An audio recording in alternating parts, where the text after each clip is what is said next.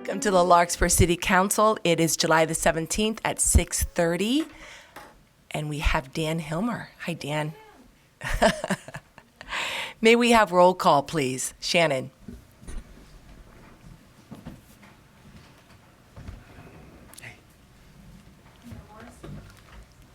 Mayor Morrison? Here. Vice Mayor Chu? Here. Councilmember Hara? Here. Councilmember Hilmer? Here. And let it be known for the record that Councilmember Way is excused. Thank you. And if you're able to, please stand for the Pledge of Allegiance. I pledge allegiance To the flag of the United States of America, to the republic for which it stands, one nation, under God, indivisible, with liberty and justice for all. Great, thank you. Public comment. Do we have any comments from the public that's not on the agenda tonight? I see none. All right, we'll move to number 3, presentations. Update and active infrastructure projects by Director of Public Works, City Engineer, our infamous Julian Skinner. Hi, Julian. Good evening, Madam Mayor, members of council, members of the public. Tonight we're going to have a brief presentation, a couple of updates on some pretty significant capital projects that are currently underway. And both of these projects are going to be a little bit more visible over the next month as we get to some critical phases in these projects. So we just wanted to do our best to make folks aware of possible upcoming impacts, as well as providing some information for where you can look for more information on these projects.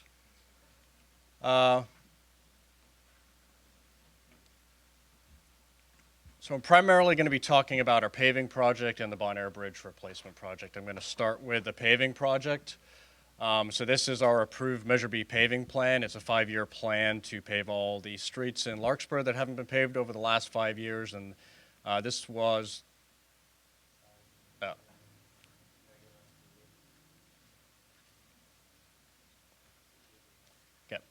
so this was the first year of the 5 years of planned projects, and we had 3 distinct areas that we were paving. Started just before summer this year up in the Greenbrae Hills. All the streets that are in green here are part of this year's project. We then moved over to what we call the Loop area, which is Walnut, and those streets up behind downtown. And then the next phase that's just started is going to be the end of Madrone Canyon. So this is Madrone, Redwood, Wilson, and then the courts, the cul-de-sacs off of those streets. So as we move from neighborhood to neighborhood, there's a couple of phases of the work, and so typically the contractor will show up and do some prep work. So here's some photos of this year. This is a dig out area, so the contractor has to remove any of the bad parts of the street that have failed. He digs those out and replaces those before we do the overlay or the new surface pavement on the street. This is down at the bottom of Madrone. Then we do what's called a level course, and so we have got a few phone calls from folks thinking this was the final product. This is not it. This is kind of smoothing out the old worn surface underneath so that we can put a nice consistent finish layer on top, and we call this a level course. This is down on Branch, and then they do the final paving, which is the lift of pavement that everybody drives on. There's also some grind outs that happens before this. We either take the surface down 2 inches to accommodate the new 2 inches of asphalt, or we just grind it down at the gutter lip if the pavement is of adequate strength already. And so this shows the final paving, the operation on Lark, and then up on the right-hand corner here is just a typical snapshot of what the paving looks like as they come through. It's a paving machine and then a truck that carries the asphalt, and then there's typically some other ancillary vehicles that are either putting oil down, and then there's usually a lot of labor work. There's raking involved with the product. So it's quite an operation as they move through with the paving. And so as we look at Madrone and Wilson, we have some specific challenges up in this neighborhood. Typically, as we go through and we pave a street, when the paver's coming, we're doing the final lift. It's not a good time to be driving on the street, and so people cannot get into their driveways while we're doing the actual paving work. What we're challenged with up at the end of Madrone Canyon is we've got some constraints with street widths, and then also the slope of the street and the lack of sidewalks. It's really presented a challenge for our contractor to figure out how to get in there and pave without causing too much disruption.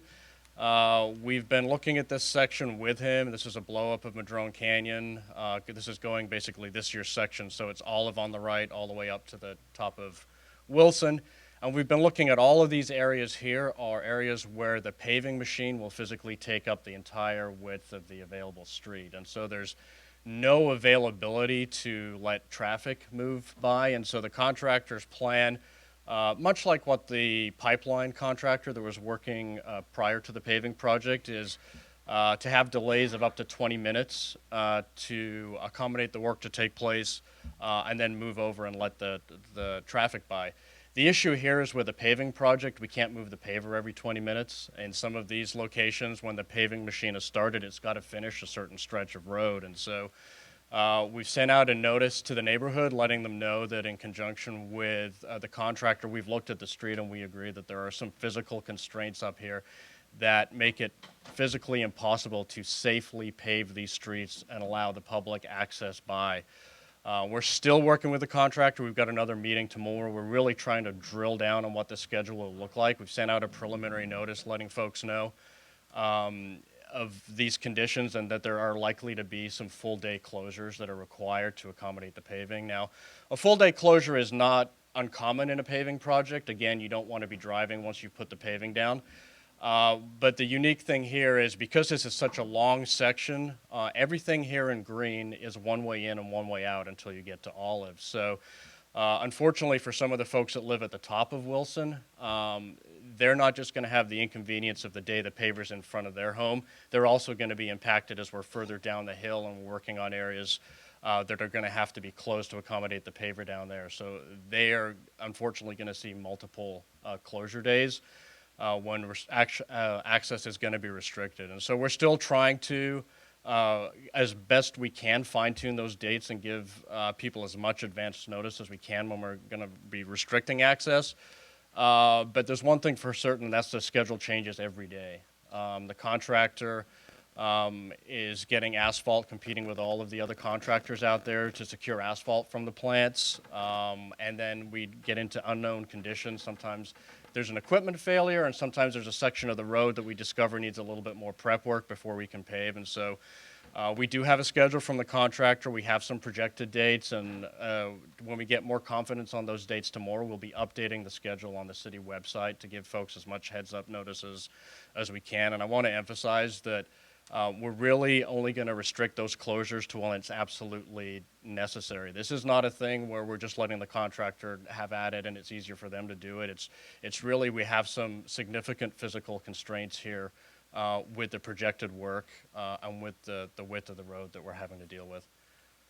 So as I mentioned, for the most part, we'll be working with 20-minute delays, but there will be some select full-day closures. And what we've historically done in the past is we've tried to restrict those full-day closures to between 9 and 4. This gives folks a chance to leave their home in the morning for the most part and then return home at the end of the day and not be impacted.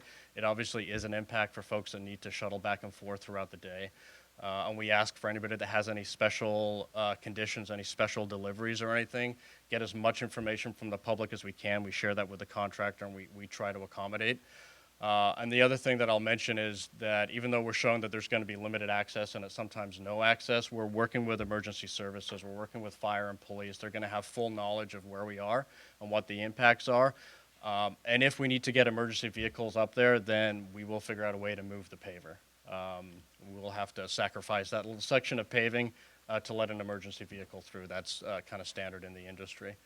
Again, the schedule will be fine-tuned and updated tomorrow. As it is now, we're looking at about probably 5 days of closures, and they're going to be somewhere in the window of July 31st to August 20th.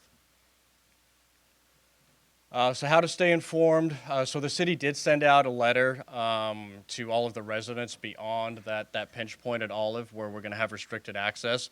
The contractor is also putting out information that has contact phone numbers for their on-site foreperson.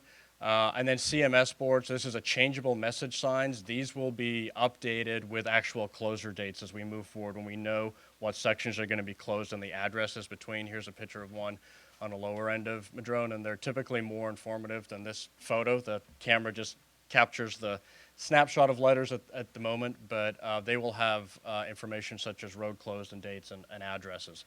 And in addition to that, look out for no parking signs on your section of road. The contractors were required to put those out 48 hours before paving, and typically that's an indication that the grinder or the paver is going to be coming through your neighborhood.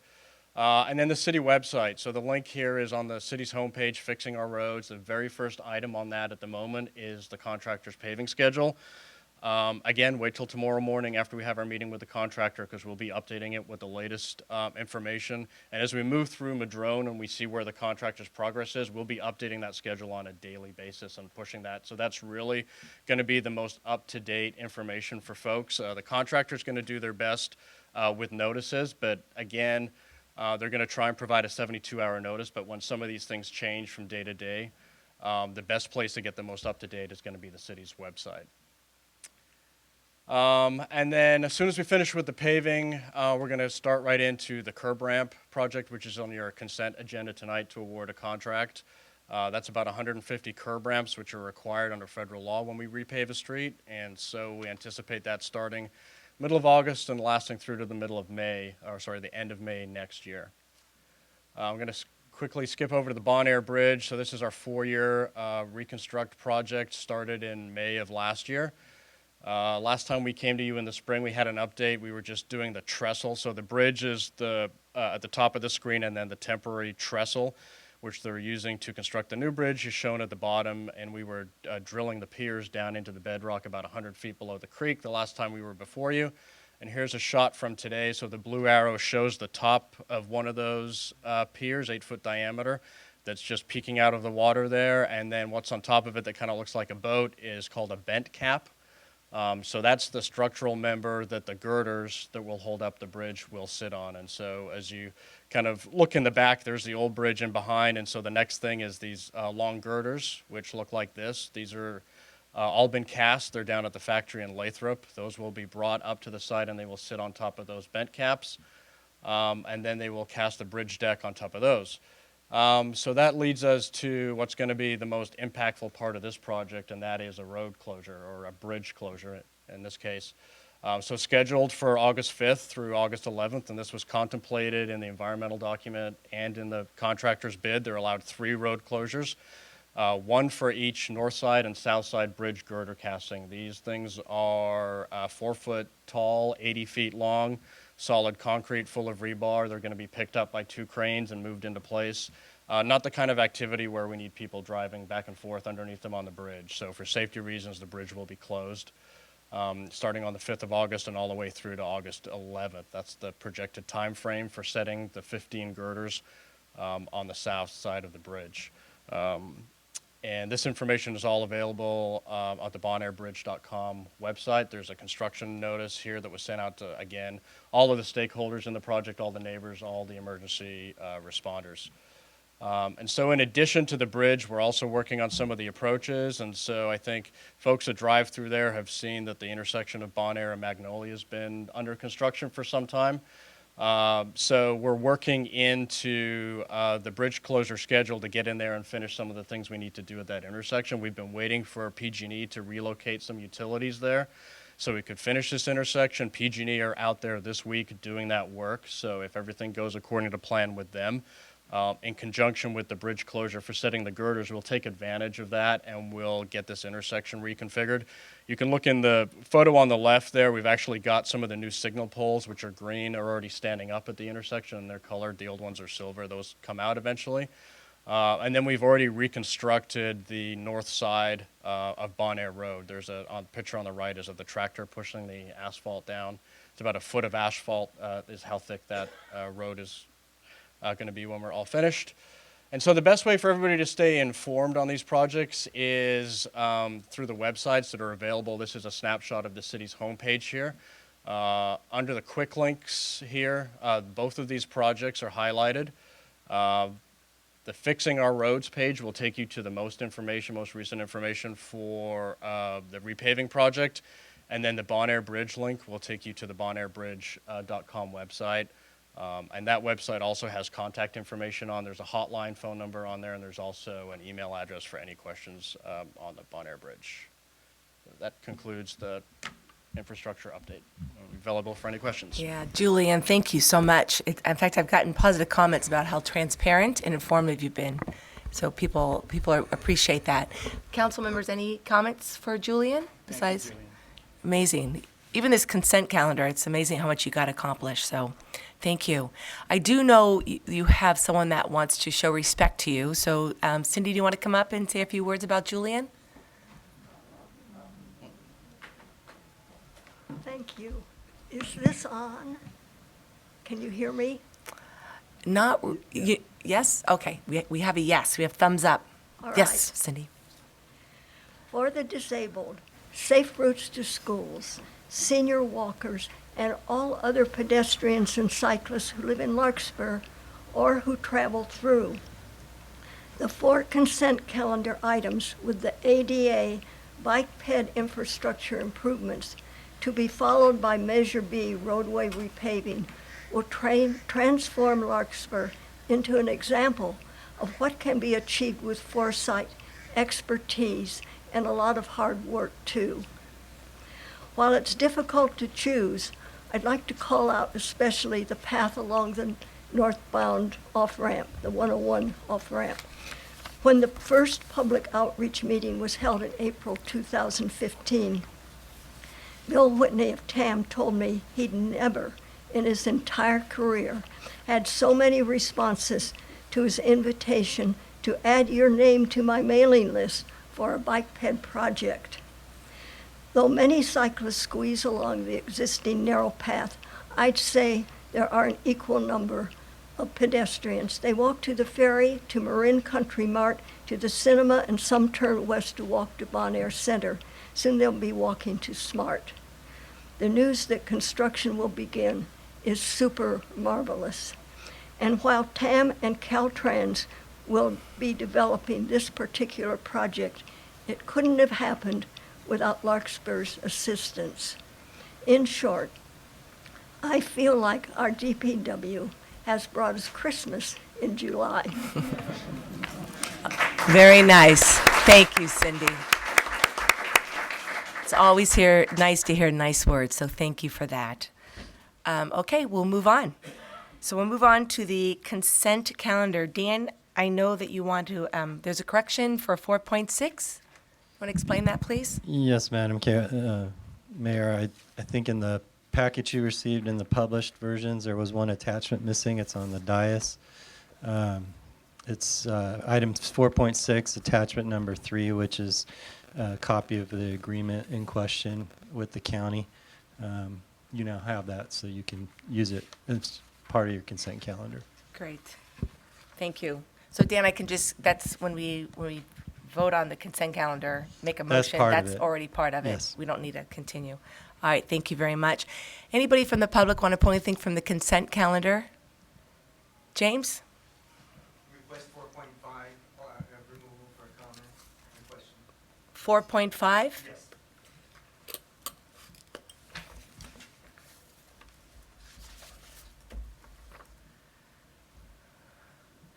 Adopt a resolution amending the adopted by 2020 CIP and award a construction contract for the Measure B accessibility projects. Correct. Dan, do you want to, what's the concern? James, come on up. Do you want, yeah, all right, I don't think staff report. James Holmes, Larkspur, 3 items, 2 large and then 1 kind of technical. On page 3 of your 4.5 packet report, is a long list of driveways to be reconstructed. 32 existing driveways at the following locations, and then they're listed. This is the first I'd heard of that. I'm on the Measure B Oversight Committee. I'm not speaking on behalf of them. This was never considered by the Measure B Oversight Committee, which I know is charged with the review and advice regarding proposed projects. But I guess I'm puzzled as to why there is a reconstruction of what appears to be private driveways. Great, thanks, James. I have a couple of other comments. or questions, so I can, that's the first one. James, why don't you just keep going, so you have 3 minutes, please. The second one has to do with well, I might want to make a comment regarding the reconstruction of the driveways. With regard to the Measure B accessibility project and the 175 curb ramps, I guess my question is this a need to do, or is this a nice to do, or a combination of them, of that? I know that generally federal law requires it, but also laws are subject sometimes to interpretations. And so I wonder if everything that we are doing here in this long, long list, which of course diverts funds from actual paving, is strictly mandated, or does some of it represent simply what I would call best practices or desirable? Certainly, I would like to see it restricted to what is absolutely mandated rather than what is, shall we say, nice to have. And because again, the concern is that it diverts from the pavement. And the third item, these are two technical items on the list, includes changes on Madrone Avenue at Onyx, which puzzles me because the ramp has already been put in, and also Madrone Avenue at Orange, because that area has already been done, and the policy is to do the ramps before the paving work has been done. And also, my understanding is that side of Madrone from Olive to Orange is north side of Madrone from up to Orange. Well, no, from Magnolia to Orange is exempt from ADA because of the hill and the other problems. Great. So I'm wondering why that is done. But my primary concern is all of these driveways, the reason for that, and candidly, if there's extra money for driveways, I sure need help with my driveway hump, but anyway, Thanks, James. Thank you. I am concerned about that. Okay, thank you. Do we want to answer some of those, Dan? I'll address some general points and then defer. There were one or two questions I think the Public Works Director will have to answer. Thank you. First, so that there's a reassurance to the public, the council adopted a fairly detailed resolution defining what road rehabilitation constitutes prior to the Measure B ballot measure being placed on the ballot. If you pull that resolution, it provides a fairly extensive list of the types of activity that are mandatory to do proper road reconstruction. ADA compliance is explicitly listed, as is ensuring pedestrian path of travel. So the council from the get-go disclosed to the voters its intention that the Measure B funded program was more than just pavement. And I want to make sure the public understands that. And a lot of the activity being done in this calendar year is specific to that path of travel and ADA compliance that we need to do. The entire program is need to do. We don't do want to do's in the Measure B program. So that's the second point I'd really like to have on the record. The third is just as a process point. It's the council, not the Measure B committee, that approves all the specific repair points. So unless I receive direction from the council that I'm to ask the oversight committee to approve all the very specific curb ramps and their locations, we don't take that information to the Measure B committee. We bring it to the council, and you approved all of this work, and we brought you the work program for this year. What we take to the Measure B program is the broader program of this is the area we intend to repair this year, this is the program we intend to repair in a different year, and we ask about the allocation of funds that aren't being placed into the road rehabilitation program, and then we ask the oversight committee to look at the audit reports. So I believe staff's been very consistent and compliant with the direction from council and the approved ballot measure, and I am concerned the suggestion or inference that might have been made in the questions that we weren't. There were a couple of particular intersections that I'm not as ready to speak to as Mr. Skinner probably is. Great. So I'll turn it to him.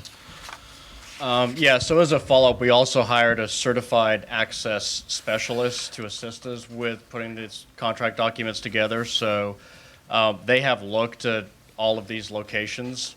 and identified where curbs are required and where curbs are not required. Mr. Holmes did mention a location where there was a previous determination that a certain side of the street was not designated an ADA route, and so ramps were not installed there when that street was paved.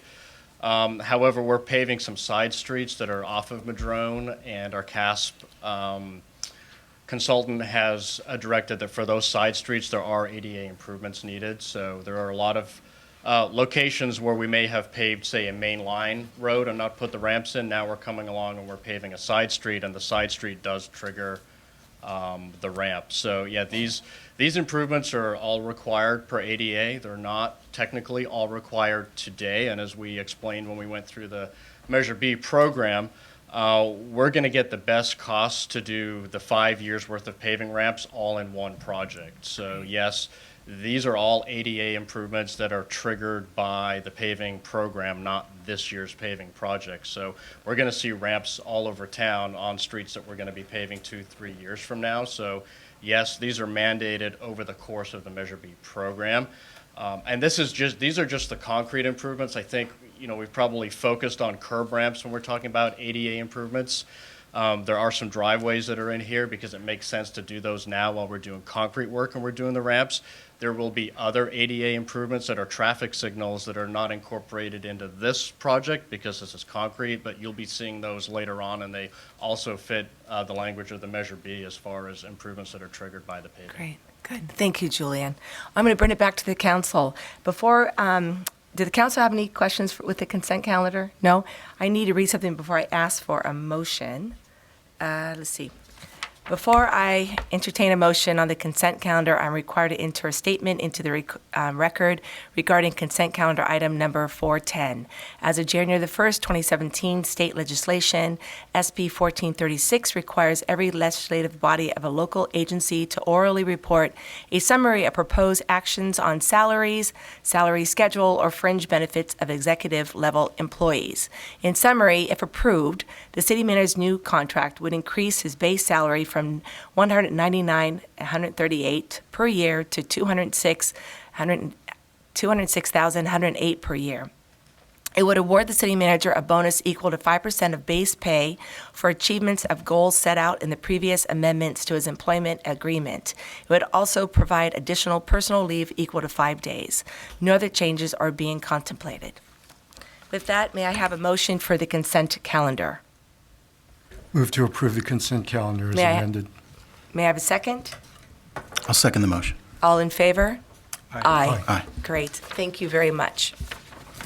We'll move on to the city manager's report. First, I wanted to thank our staff, particularly our public works staff, for their hard work to contribute to the 4th of July parade going off without a hitch. And it really did go quite smoothly this year. Far fewer delays than in previous years, even during the parade, and that's a compliment to everyone. And since I can't help it, I have to note that our former police chief was at the front of the parade in a sheriff's car, which I thought was kind of funny. But a lot of fun, and folks who haven't been to our parade really should come out and see it. And it's also something that is one of our earliest shared service arrangements with Corte Madera. It struck me while we were watching it that that's the case, especially as I saw our now truly shared service fire trucks driving along. I'm also really pleased to report that our library staff is doing far too good a job.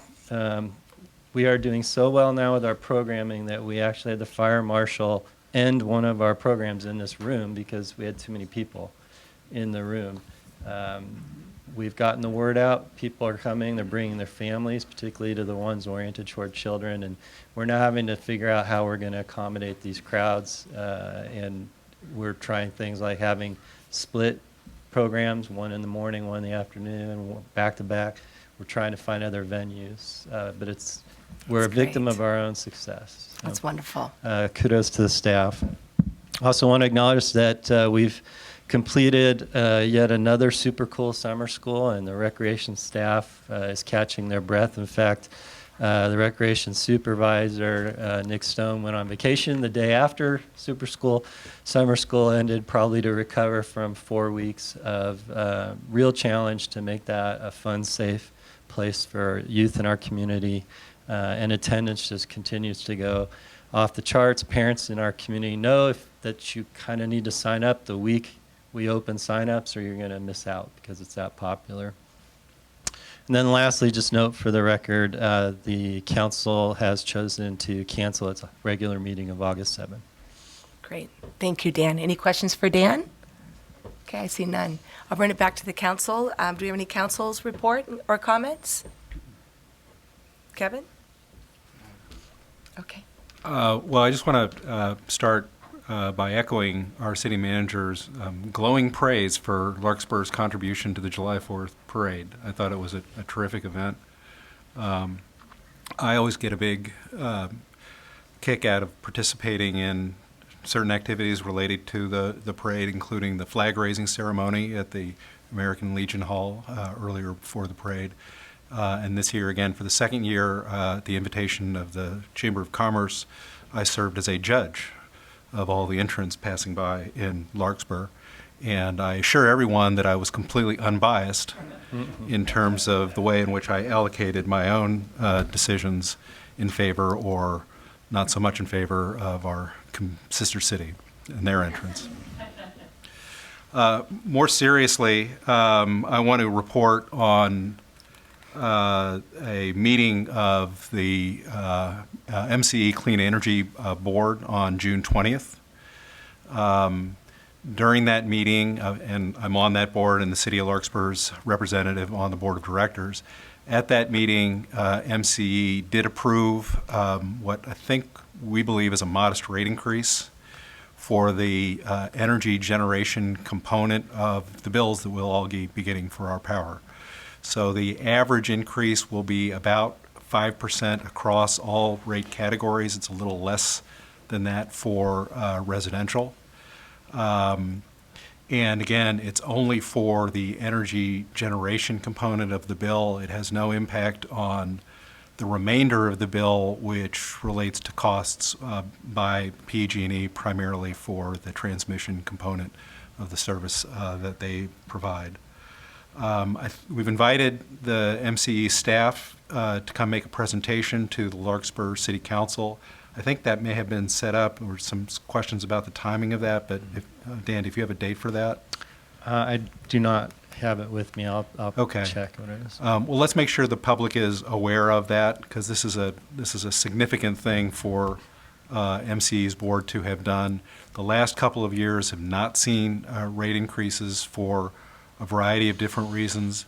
The rate increase this year was determined to be necessary primarily because of increased costs in procuring the high-quality renewable energy that MCE mostly provides to its customers, and for some customers exclusively provides. And also to make a responsible and prudent contribution to MCE's financial reserves.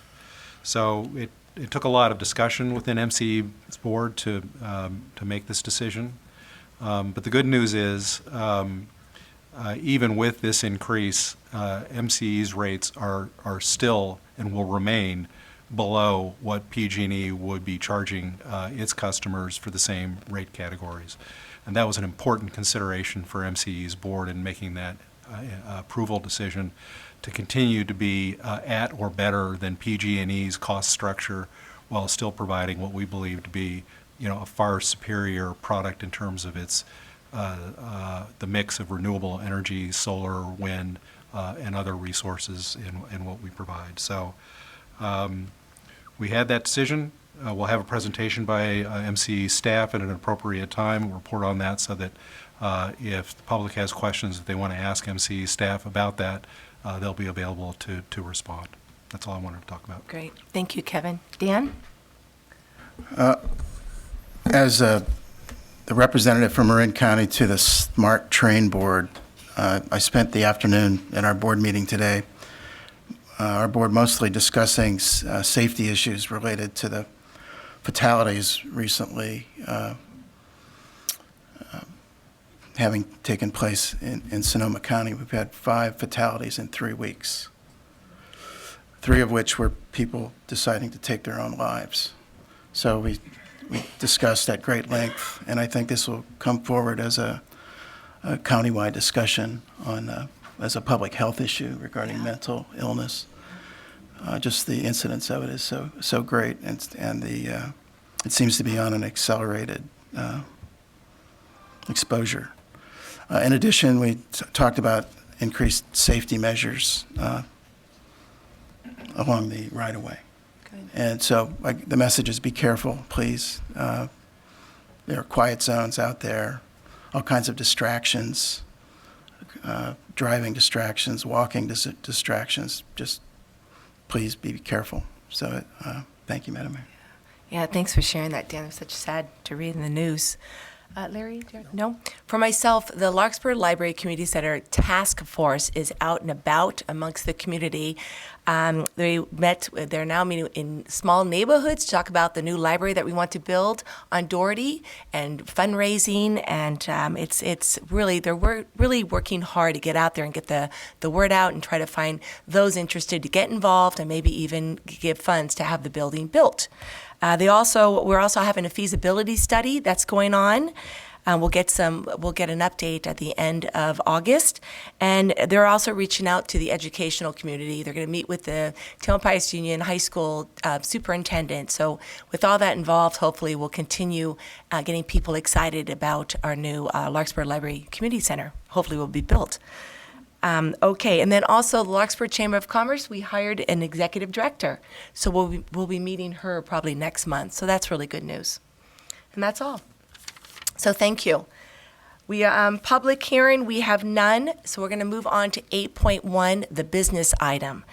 It is a study session. I just want to make sure that we all understand we're here to have a discussion and have a better understanding about renters' protection. So 8.1 is study session regarding residential renter protections with an emphasis on mobile home tenancy protection options. So I want to just introduce, we have the owners of Marin Park here. Thank you so much for coming. We have Carol and Kristen, thank you. And we also have tenants who's here from the mobile park? Raise your hand. Thank you so much for coming. Wow, that's wonderful. And then we also have Lily Thomas. She is from the County of Marin Community Development Agency. So Lily, thank you for being here. So we're going to have our staff give us an update and give us a study of how to go about having this discussion. And again, it is a study session. No decisions are to be made tonight. Thank you. Thank you, Madam Mayor and council members.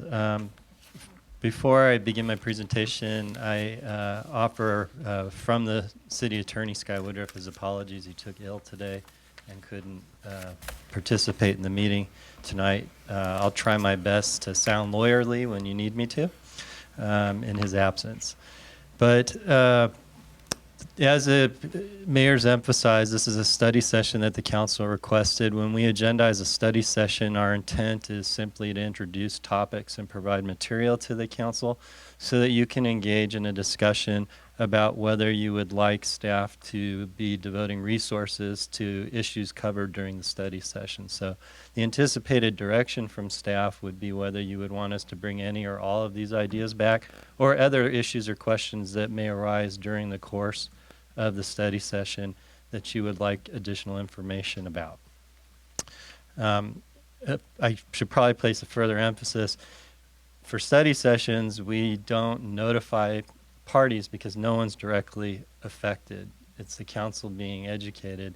If you give a specific direction that's going to affect the community going forward with activities, we would then issue notices to people so that the public can engage you in a conversation. Okay.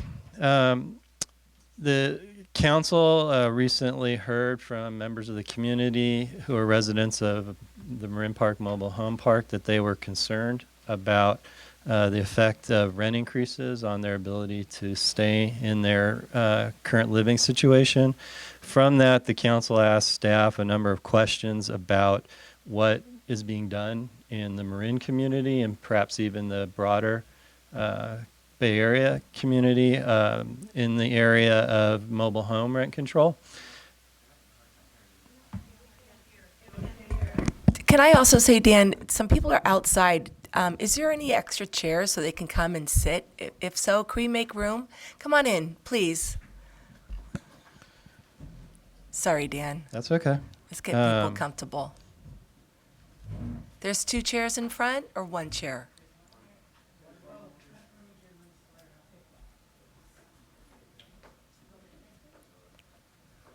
Great. Go ahead, Dan. Thank you. So the council requested from staff that we provide this council with information regarding what, if anything, is being done in the Marin community in general or the greater Bay Area or state community with respect to rent protection, tenancy protection. You initially requested about mobile homes. As I engaged a few of you, it became clear your interests are also to the broader issue of renters in general.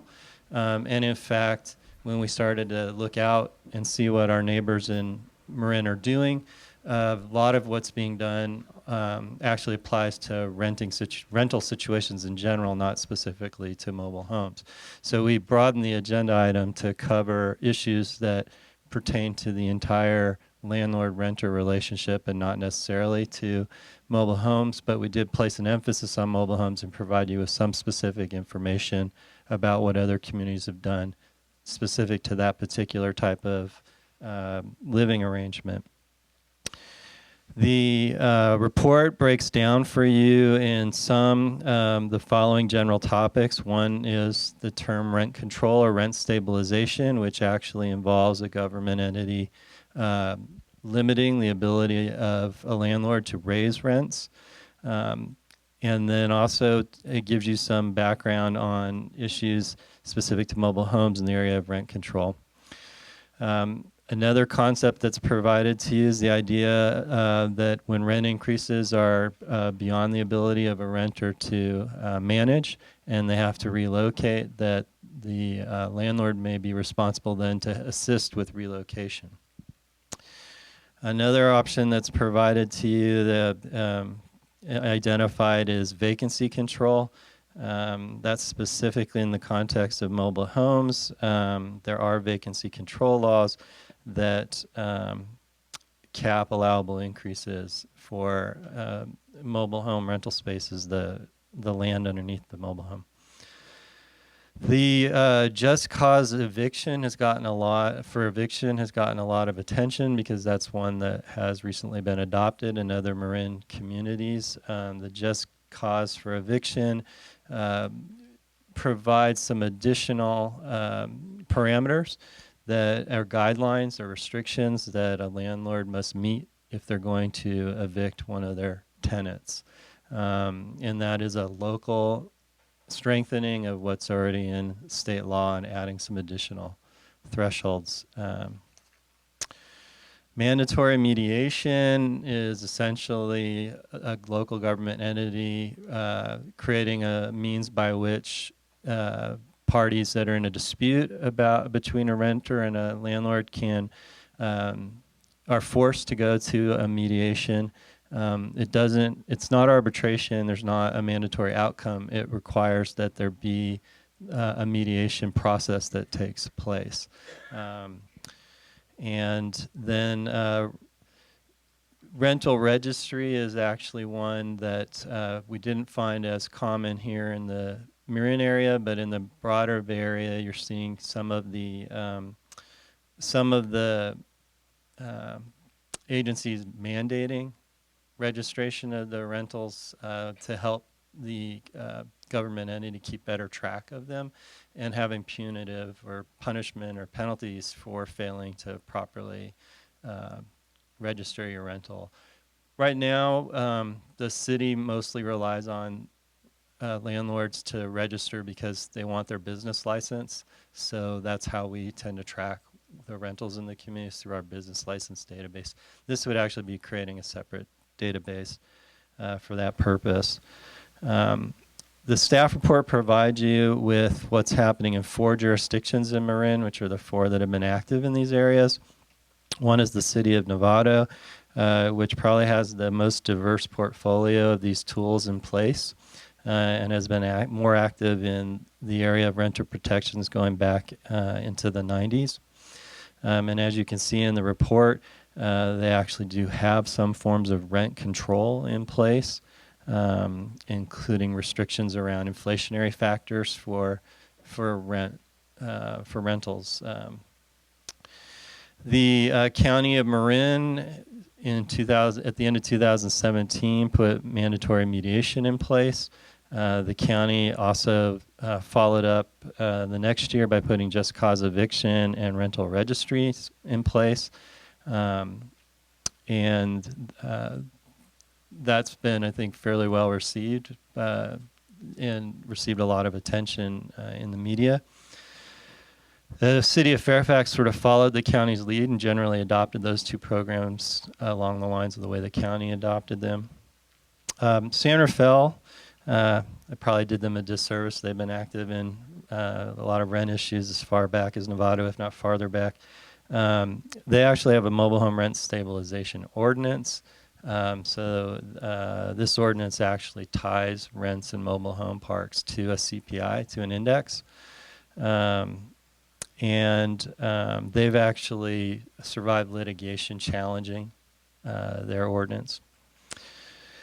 San Rafael has now followed the lead of the county and Fairfax and put into place mandatory mediation and just cause eviction. So those are what we're seeing out in those communities.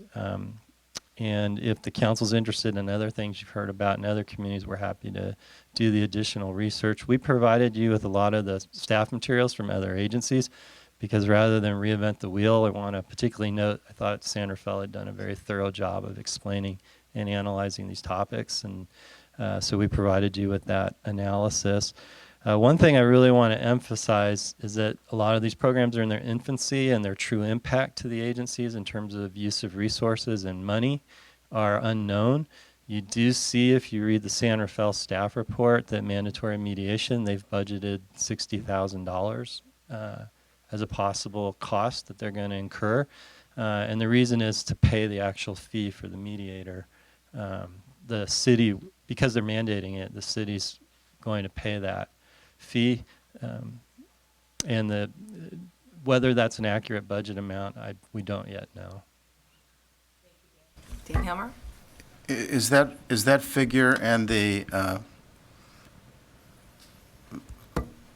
things that Tool San Rafael has been using in our staff report, are those things exclusive to mobile home parks, all of them? Or is the mobile home rent stabilization ordinance exclusive from the other? The two things I think that are in the staff report that are specific to mobile homes as tools you might want to discuss, one is San Rafael's rent stabilization ordinance. That's specifically targeted at mobile homes. The other one we didn't get into a lot of detail in here because frankly we don't have the means to contemplate it, is actually purchasing a mobile home park in order to control what the costs are going to be in the mobile home park. You do have, both the county and Novato have used that tool in the past. But those things San Rafael has adopted, similar to the county's programs, those apply to all renters. all rented property. Thank you. Sure, Larry. Are you done yet, Dan? Because I have a Pretty general much. I question. just Oh, wanted to until give you're you a done. broader overview and allow the staff material to serve for the basis of the study session. No, ask me a question. Okay, so Dan, we've got Okay, a few now, questions. now I'll ask the question. Okay, and I may have to turn, I didn't introduce, you all know him, but Neil Toff, our planning and building director, is here to answer all the tough questions that I probably have to defer to him. Now, this is probably actually a Neil question. If we have the mobile homes as already being in the price point of what HCD would consider affordable, if we provide some form of rent stabilization, how can we get that onto our credits towards meeting those goals?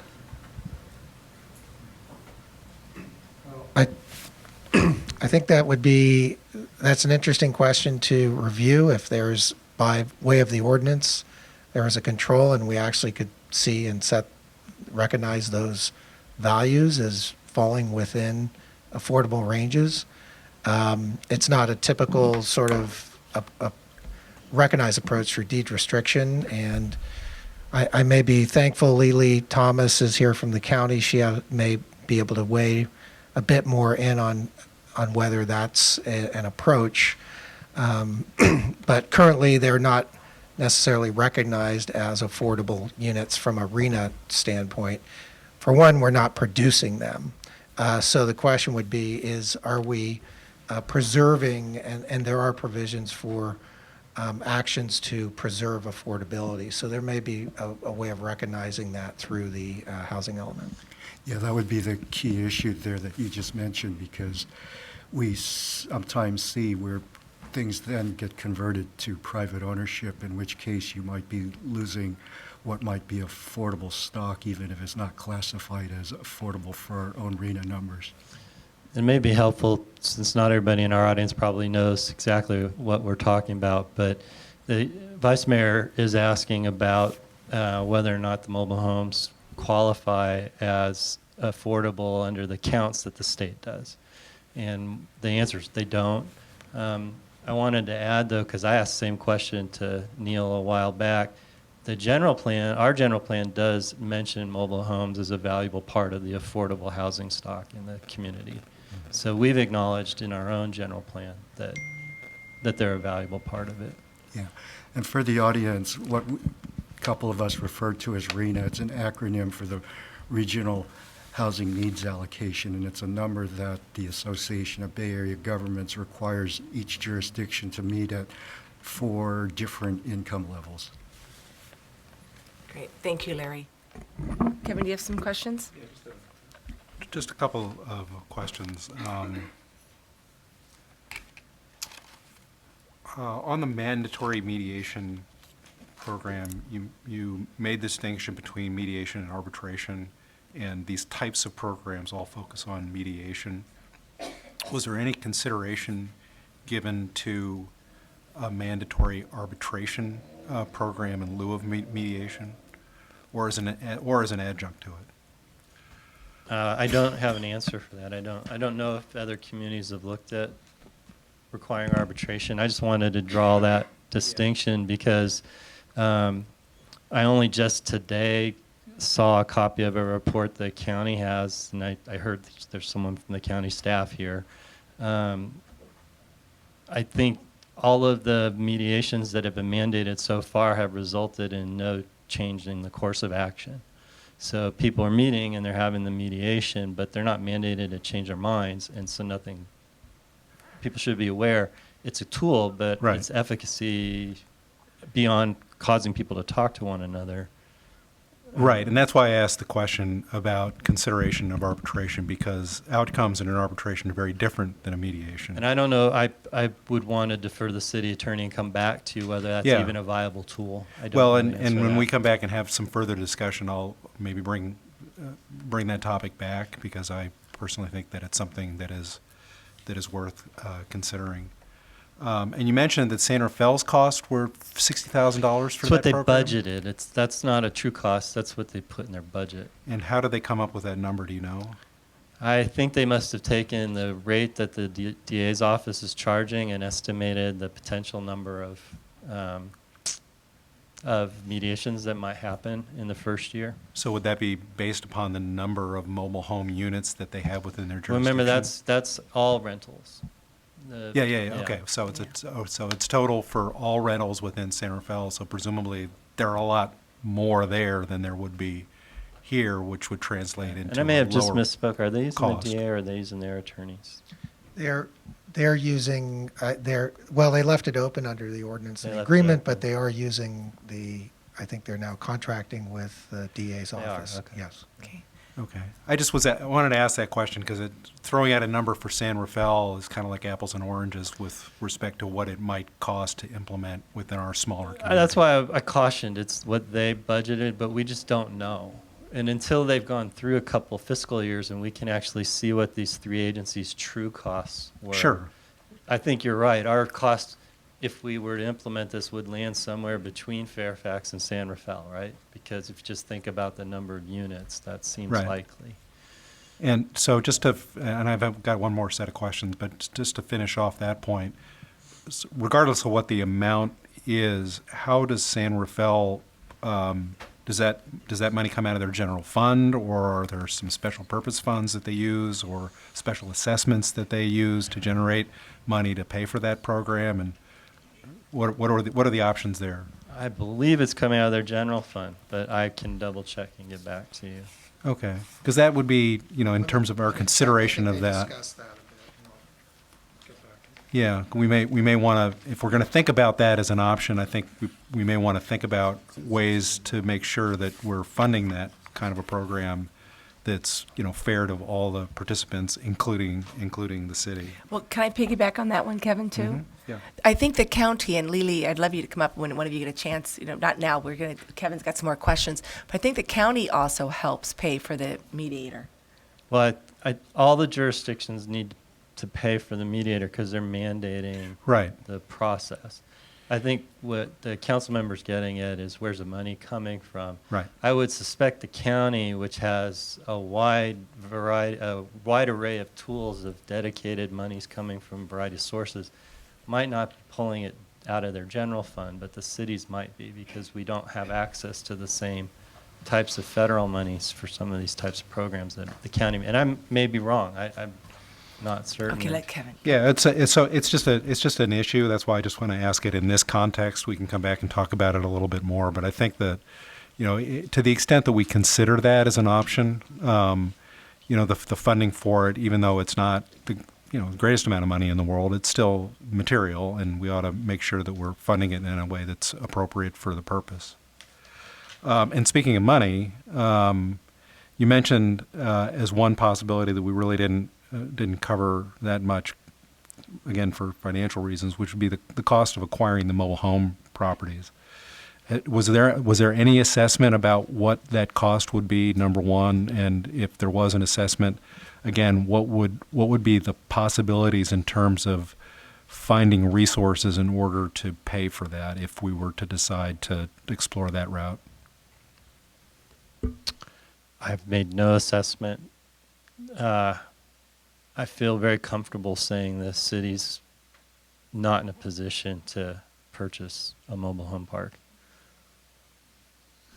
That would be my assumption at this point. We may want to have some more discussion about that, but the price of real estate obviously is high in our community. Those are my questions. Thanks. Kevin, I wonder if the county's interested in buying that land. I found the part of the staff report from San Rafael. It's page 5. They budgeted $66,000 total out of their general fund, of which $40,000 is what they believe is necessary for the mediation program out of their general fund.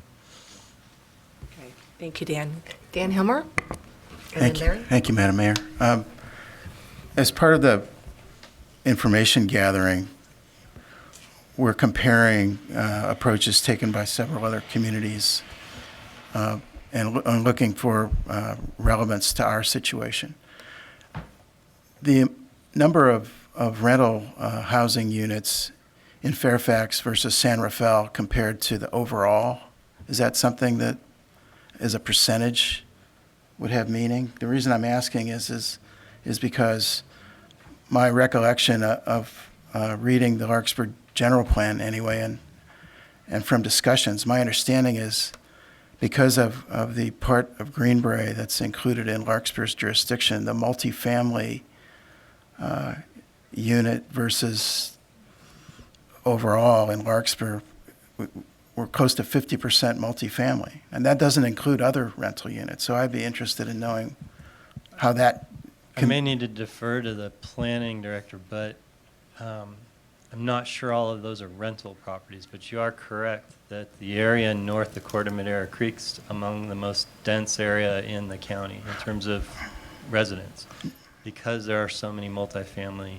units there. But I think a lot of them may be condominiums. I see.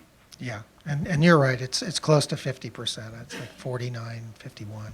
Well, I just want to make sure if we're talking about Multifamily. comparable situations, that we get as close as we can to understanding the actual comparison, if that's possible. Larry? I was just going to add on to Kevin's comment about potential affordability of acquisition, because I think in comments we've heard, we're focused on the purchase price, but it's a business, so you also have to factor in future revenue streams into the valuation.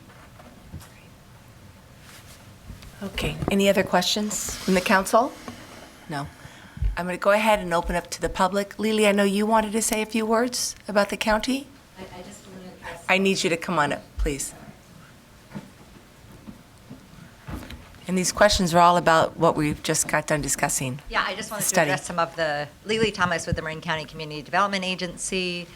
Good evening, council members. I work in the Community Development Agency on the Housing and Federal Grants Program, and we have been working on tenant protections to address housing displacement and preserving housing affordability with the County Board of Supervisors since about 2015. We've been working on this issue. And there was a couple of things that I wanted to address that were some of the questions that were raised. One was about the RENA allocation and the possibility of counting the preservation of units towards your low income or your moderate income housing requirements. And there are provisions under housing element legislation to do that. You have to adopt a certain program in your housing element, which can be done. The county did it with a preservation of a large complex that was actually in Marin City. We put some funds toward it, and then we were able to count some of those units towards our RENA. So there are some provisions to do that. What is it called, the provisions? What? I can send it to your staff, Okay. the specific provision under the housing element legislation. And then I also wanted to address a couple of questions around the cost of the mediation program. So you would need to have kind of conversations with the DA's office if you wanted to evaluate that. But the county isn't actually paying for it. The DA's office has absorbed that into their workload. But what they said is that any additional cities or towns, then we are asking that they pay for it. And so that's where the budgeting has come from. And San Rafael based their budget because of the recent rent increases, specifically in the canal area. They had some larger buildings where there was rent increases of 60% plus. And so they assumed that 100% of those larger complexes would have come to them. And so that's how they arrived at those larger numbers. But if you look at the county and Fairfax as a model, we haven't had that many. We especially didn't have very many mediation requests until we had the just cause for eviction ordinance. And then once we had the just cause for eviction ordinance, the number of requests for mediation spiked considerably. So it depends on how the city, if you adopted just the mediation without the just cause, then you likely wouldn't have that many folks seeking, and so you would budget a lower dollar amount. And then I wanted to touch on, and sorry to take so long because I know that folks are waiting to talk to you, to touch a little bit on the possibility of acquisition. As your staff mentioned, the county acquired a mobile home park out in West Marin, which we have now put a regulatory agreement on and required that that be affordable in perpetuity. And it's now owned by a local nonprofit who owns and manages it. And the only role that the county has is in that regulatory agreement that we ensure that it remains affordable.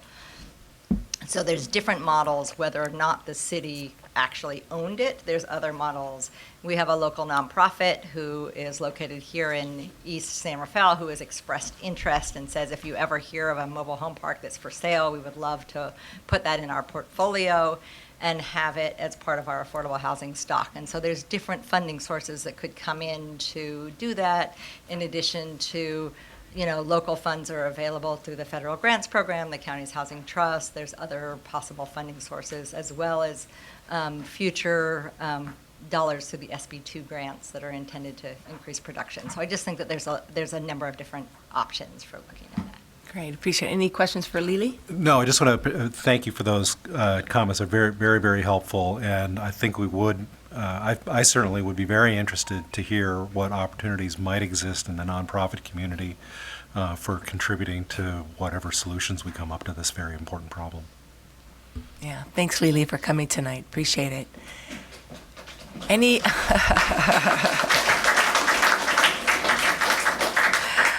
any other questions regarding the study session here? No?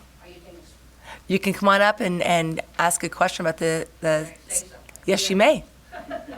That too. I don't have a question. Hello, Mayor Morrison and council members and staff. I'm Judith Bloomberg, a 37-year resident of Marin County. And I'm speaking today on behalf of the Marin Organizing Committee, or MOC, which is a broad-based, multi-issue group of more than 20 dues-paying Marin County congregations, civic organizations, and not-for-profits working on primarily local issues. MOC has been working on getting renter protection ordinances passed throughout Marin County.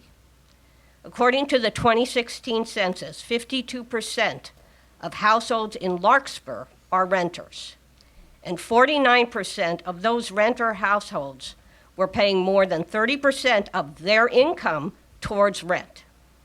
We have heard many stories from renters afraid of losing their housing. Many are afraid of what are called, quote, informal, quote, evictions. Landlords who decide for some unspecified reason to not renew a lease or raise rent so high that a tenant is forced to move. When renters are evicted like this on a whim, renters who have paid on time and not violated their leases, their lives can be uprooted at a moment's notice. Can you imagine having to leave your home within a month with nowhere else to go? The vacancy rate in Marin County is under 3%. So in the scramble to find another place to live, renters who have been evicted for no good reason often lose work or face long commutes, and their children have to change schools. It's traumatic, it's shaming, it's unfair, and it reflects poorly on the town that allows it to happen. Similarly, when rent can be raised at any time in any amount, renters live precariously, one rent raise away from losing their housing. Their lives are completely disrupted. They don't complain about non-working stoves, mold, or other poor living conditions. It's too risky to be seen as a problem tenant. Housing is not just a commodity. Housing is the very foundation of people's lives, and housing stability is the bedrock of a community. MOC is asking the city of Larkspur to work to even the playing field for our households by implementing just cause eviction, mandatory mediation ordinances, and a rental registry as soon as feasible. Right now, our Larkspur residents are facing displacement and possible homelessness. With this initial study session on renter protections as well as mobile home tenant protections, we believe that the city of Larkspur is displaying its responsibility to protect the rights of all its citizens, not just property owners. Thank you. Great, thank you, Judith.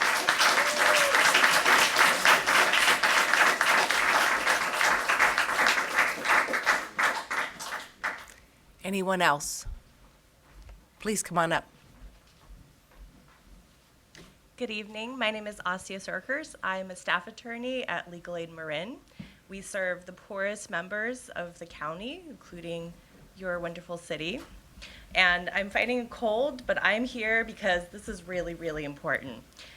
Every day, I'm a housing attorney. Every day, I'm seeing evictions over $100 rent. I'm seeing them over really minor violations of the leases, and it really tears me apart. Specifically, I want to talk to you about the mobile home park, Marin Park, right? So this particular park, they've had leases proposed with more than 10% increases And that is just not something the people that live there can do. They're on fixed incomes. They retired at this mobile park because they thought this was an affordable place to live, an affordable place to retire. And they have nowhere else to go. They can't afford to move their mobile home, and selling it is not going to bring them enough money to move somewhere else. And I really wanted you to pass something as soon as possible to help these people. I just want to second everything that the representative from MOC said. Wider renter protections are so important, and I hope that you join the other cities in the county in passing those protections. Thank you. Great, thank you.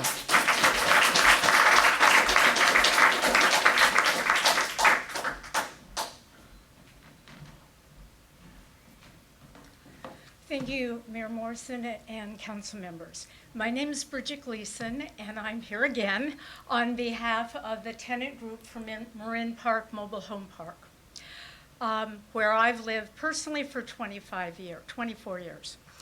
The two previous speakers both alluded to the fear that people have to come forward and talk about problems. We would have a lot more people. You saw how many we have. We would have a lot more people here tonight, but a number of them are afraid. I moved here because it was a great place to raise my son. I tremendously enjoy living in Larkspur, and all of us want to acknowledge your willingness to look at alternatives and the speed with which you've done it. I don't really need to add to what the two prior speakers said, except to say that there are organizations in this state that specifically help communities, mobile home parks, and cities, counties to coordinate this kind of a purchase. Clearly, I think we need to do something about rent stabilization. That's more immediate, but we absolutely can find the resources, the funding resources, the nonprofit, and the help with organizations that have helped other communities do this time and again over the last several years throughout the state of California. Thank you. Great, thank you.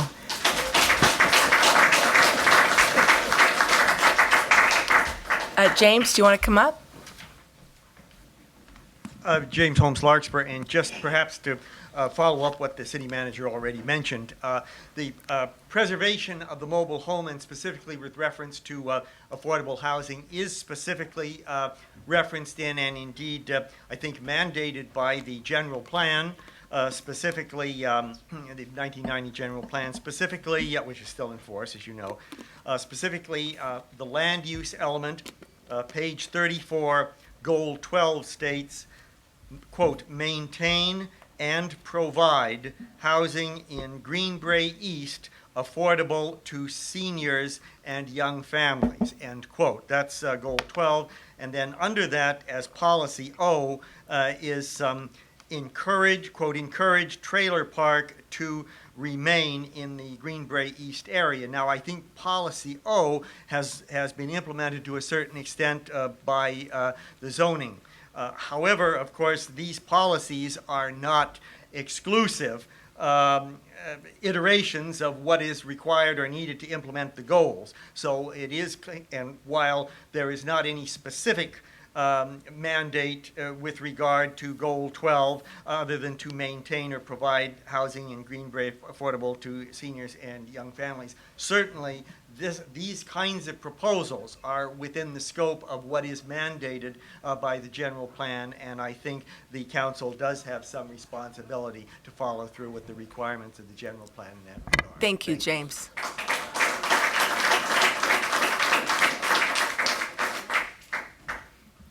I'm sorry, a little crippled. 82 years old, been around too long. Wally Holmes, Golden Gate Trailer Park, been there since 1964. To answer your question, it's always been low-income housing down in that area, and that's the way it's been treated ever since I've been around. The second thing, you ask about how to finance this stuff, the occupancy tax that you guys charge us, that'll take care of that, okay? But, you know, I can't understand why the city of Larkspur would want to buy our mobile home parks. It just doesn't make sense to me. Here you got a private enterprise that's working and trying to make a go out of everything, and all of a sudden the government says, we're going to buy you out. This is just a study. It was just mentioned, sir. Beg your pardon? This is just a study, so it was just mentioned. Every time I hear this, it kind of makes me nervous because everything seems to be going that way, and I think we need to stop and think a little bit before we do some of the things.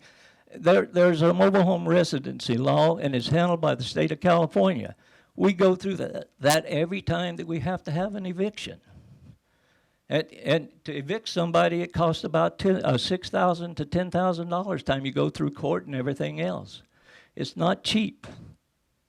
So that's just my thought. I don't think there's anybody here from Golden Gate Trailer Park. I think I've got good, happy tenants, and I said, it just bothers me to see this going on here tonight. Thank you. Thanks, Willie.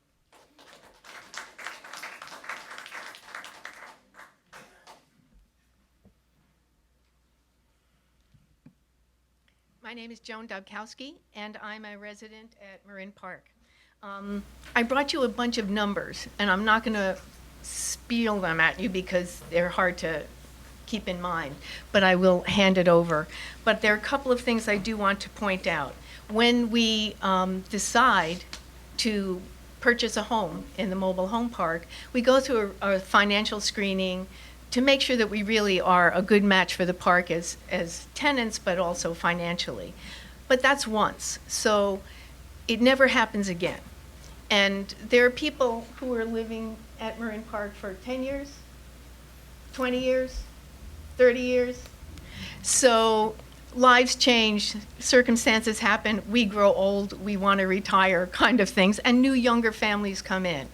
And I think what we're seeing at Marin Park is what I would call gentrification, in that when people leave and sell their homes, the people who are coming in, the rent has almost been doubled. And the people who come in, those few people, perhaps they can afford that.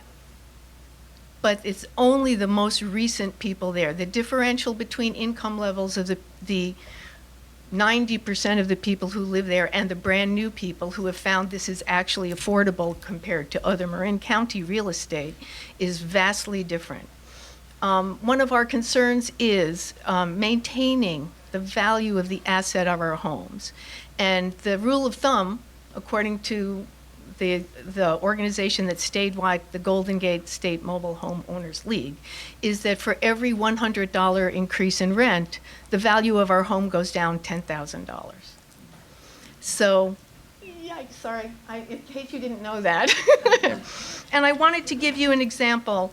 We have a very beautiful bell curve of income levels in our park. Some people bring in their households less than $10,000. Some are over 75, but the middle of the bell curve is between $25,000 and $50,000, and there's a third of us who live in that place. I use my numbers as an example, and I'll pass them on. I will be, by the end of 5 years, be paying almost 60% of my income for rent. But the people who live more at the poverty level, around $25,000, according to the state of California, will be paying 77% of their income for rent. And they own their homes. We're just talking about the space they're on. So I think I'm going to wrap up by saying we are so appreciative that you have taken on looking at this issue.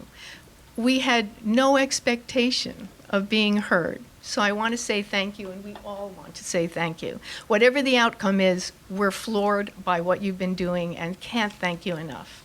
Thank you, Joan.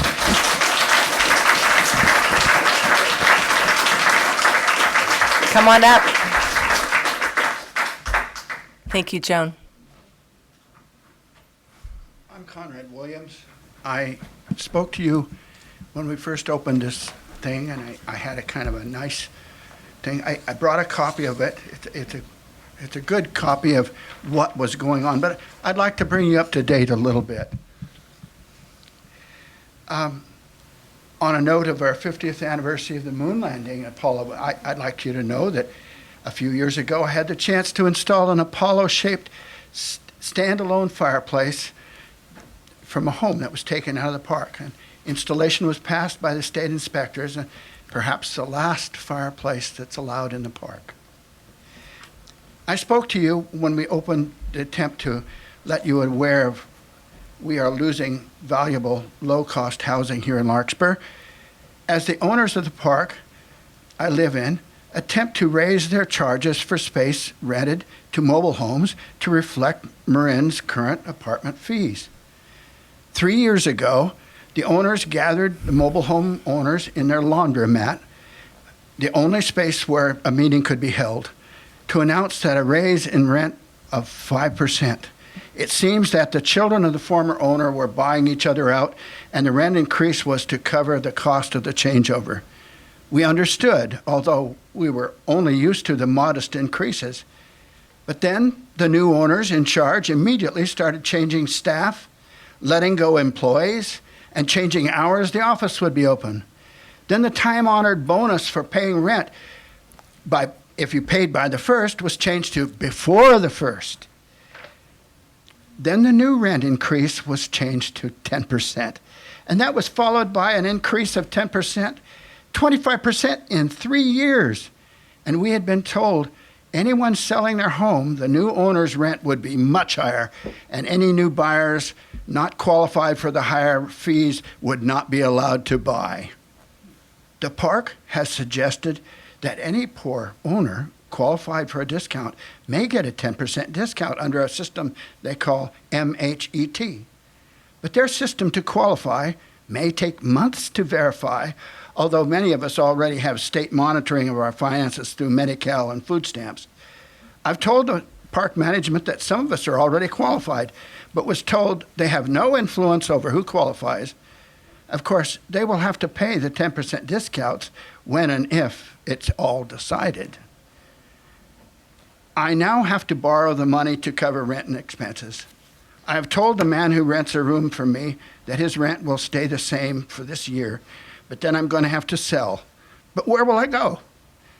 Even getting a senior room somewhere has a waiting list of 2 years. And what will I do with my grand piano? Lovely furniture and paintings. It's scary. Thank you. Welcome. You know, I have to say, we have some more speakers.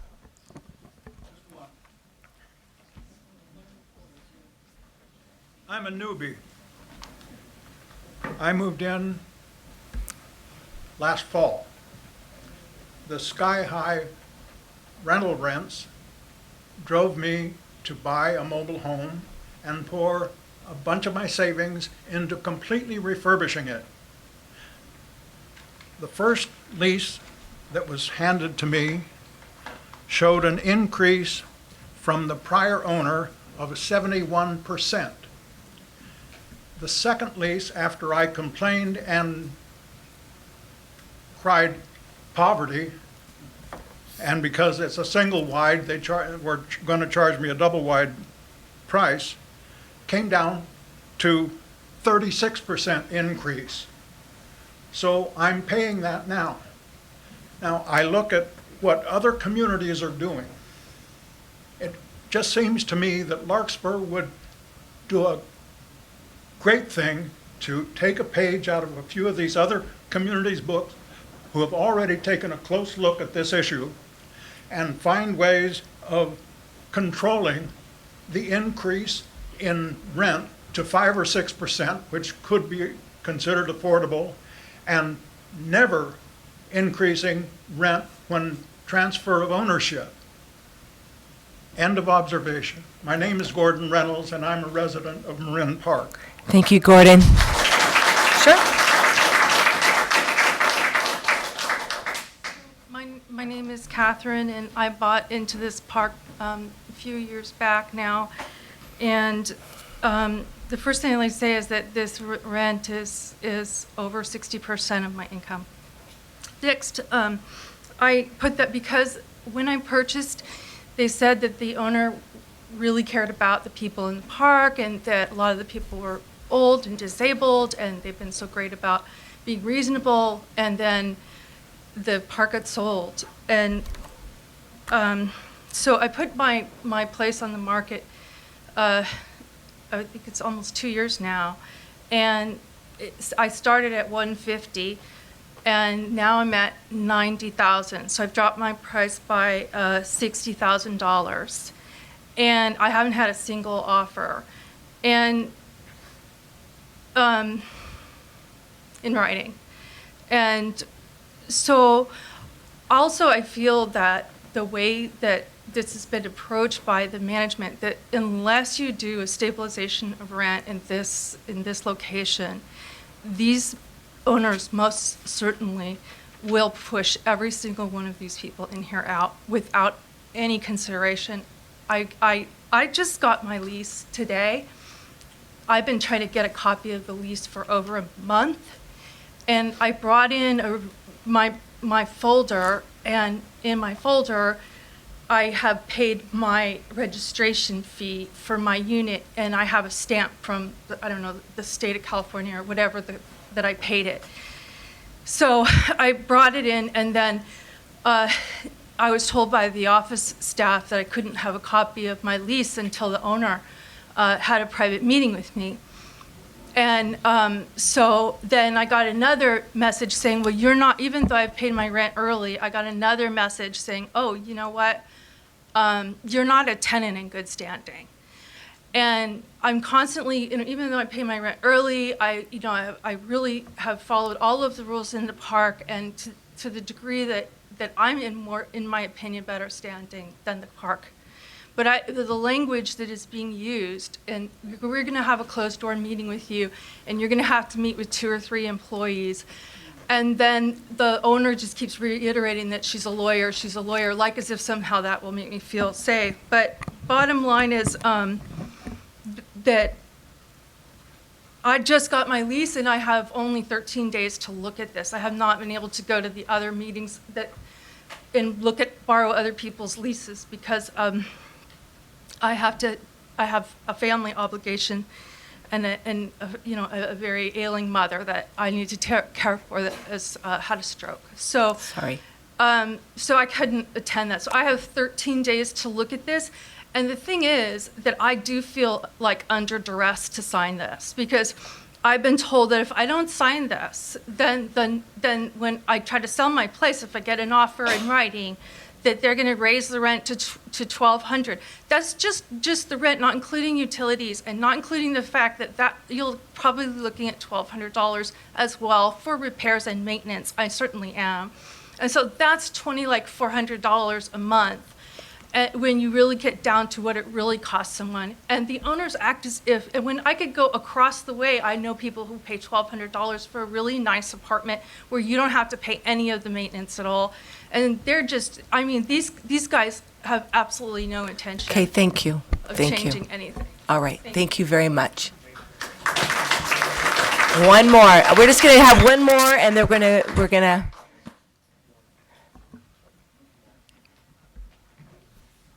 Mayor, City Council members, I also am a resident of Marin Park. My wife and I have been there for 11 years, but I'm not going to talk about our personal situation and how we ended up there and how. On the mic, please.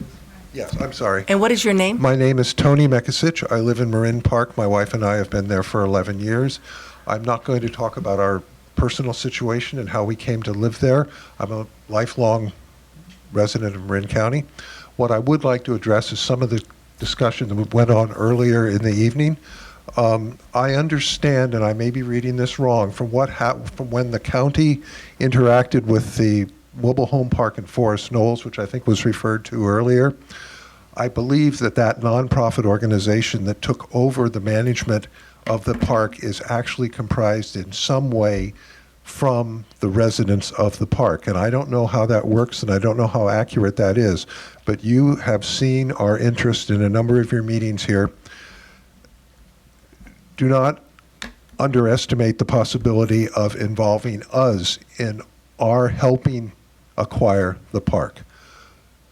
In some way, working out some kind of a way that we can help do that so that we can also manage our own park and not be very nice people, perhaps in one way, managing us, but they control our lives. And they are not always open to our personal concerns. Our group concerns, we are trying to make evident to them, and I would like you please just to consider the whole range of how to deal with this issue, not just, is it just only a rent issue? It's more than that. It's us having a participation in our lives and our destinies. Of course, of course. Yeah. Thank you, Thank Tony. you very much. Of course. Kristen, before you come up, I just want to say, so I went to your general meeting with Damon Connolly and listened to everybody, and I want to just say there's two sides to a story. So let's give the owners a bit of good listening. I really respect and admire what everyone has said. Now it's their turn to speak. So let's also give them the same type of respect we've given to you, okay? Thank you. Good evening. Would you state your whole name and? My name is Christine Garrett, and I'm Carol Holland's daughter. I own the park with my mom and my dad. You'll have to speak into the microphone. Oh, sorry. Please, we want to hear I'm gonna everything hand you these say. to you guys so that I'm not spouting off numbers if you're trying to write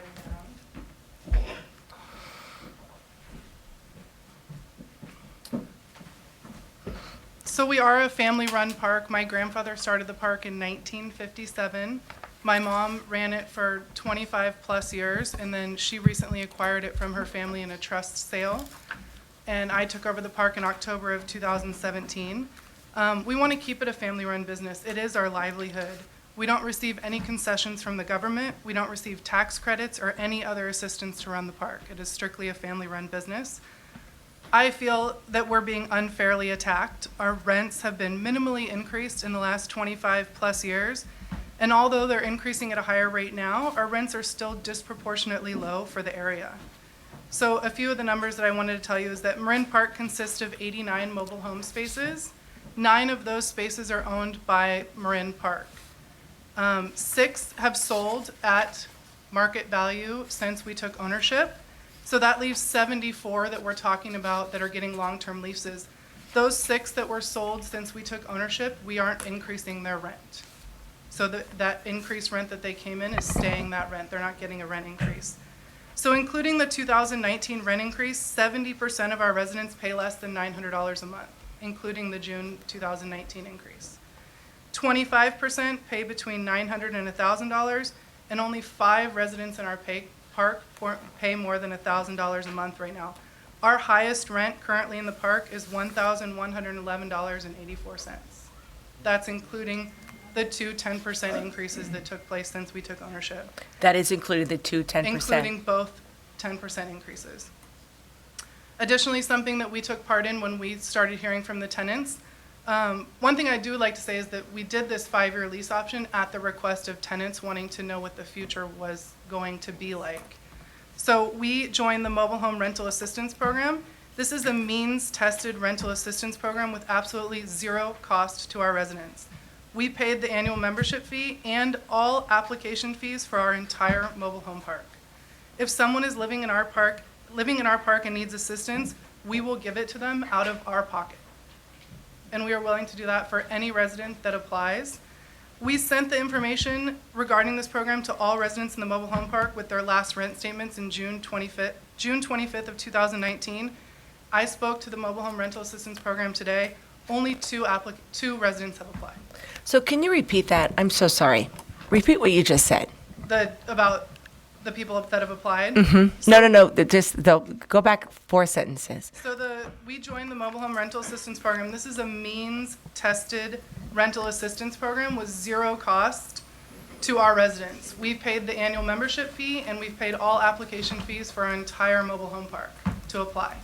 So this is based on your income. You have to apply to them. Some mobile homes parks do it privately. We chose a nonprofit organization to handle it so that we don't see our tenants' financial information. Mm-hmm. If someone is living in our park and needs assistance, we will give it to them out of our pocket. If they apply and they qualify, we will provide the rent subsidy out of our pocket. And I spoke to them today, and as of today, only 2 residents have applied for this program. The program is completely privately funded, where we provide the subsidy directly to the resident. It is a gift. It does not have to be paid back. Additionally, I'd like to add, I looked under our PG&E bill. There's a care program that's provided through our residents. Only 17 of our residents qualify for care under PG&E out of 89. So that tells you something about the income level of the park. If a rent control ordinance is adopted by the city of Larkspur, we will no longer be eligible to participate in the mobile home rental assistance program. It's a requirement under their standards.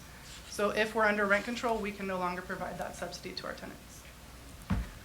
tenants. The rent increases that have happened since we took ownership in October, the two 10% we've talked about, we based these numbers on surrounding parks, and then we also looked at statewide rent control that's been enacted in Oregon, which is the CPI plus 10%, which is give or take 10% total. Proposed rent control in Washington and proposed rent control in California. So given those proposed rent control ordinances, instead of doing 10%, we did a $75 per year rental increase.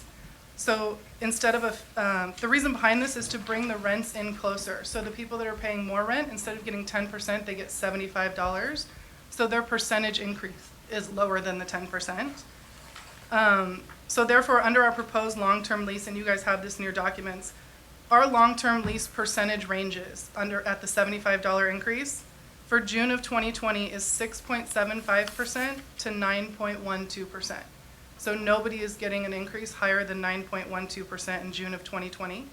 June of 2021, that goes down to 6.32% to 8.36%. So the highest rent increase in June of 2021 is 8.36%. June of 2022, it goes down again to 5.94% to 7.71%.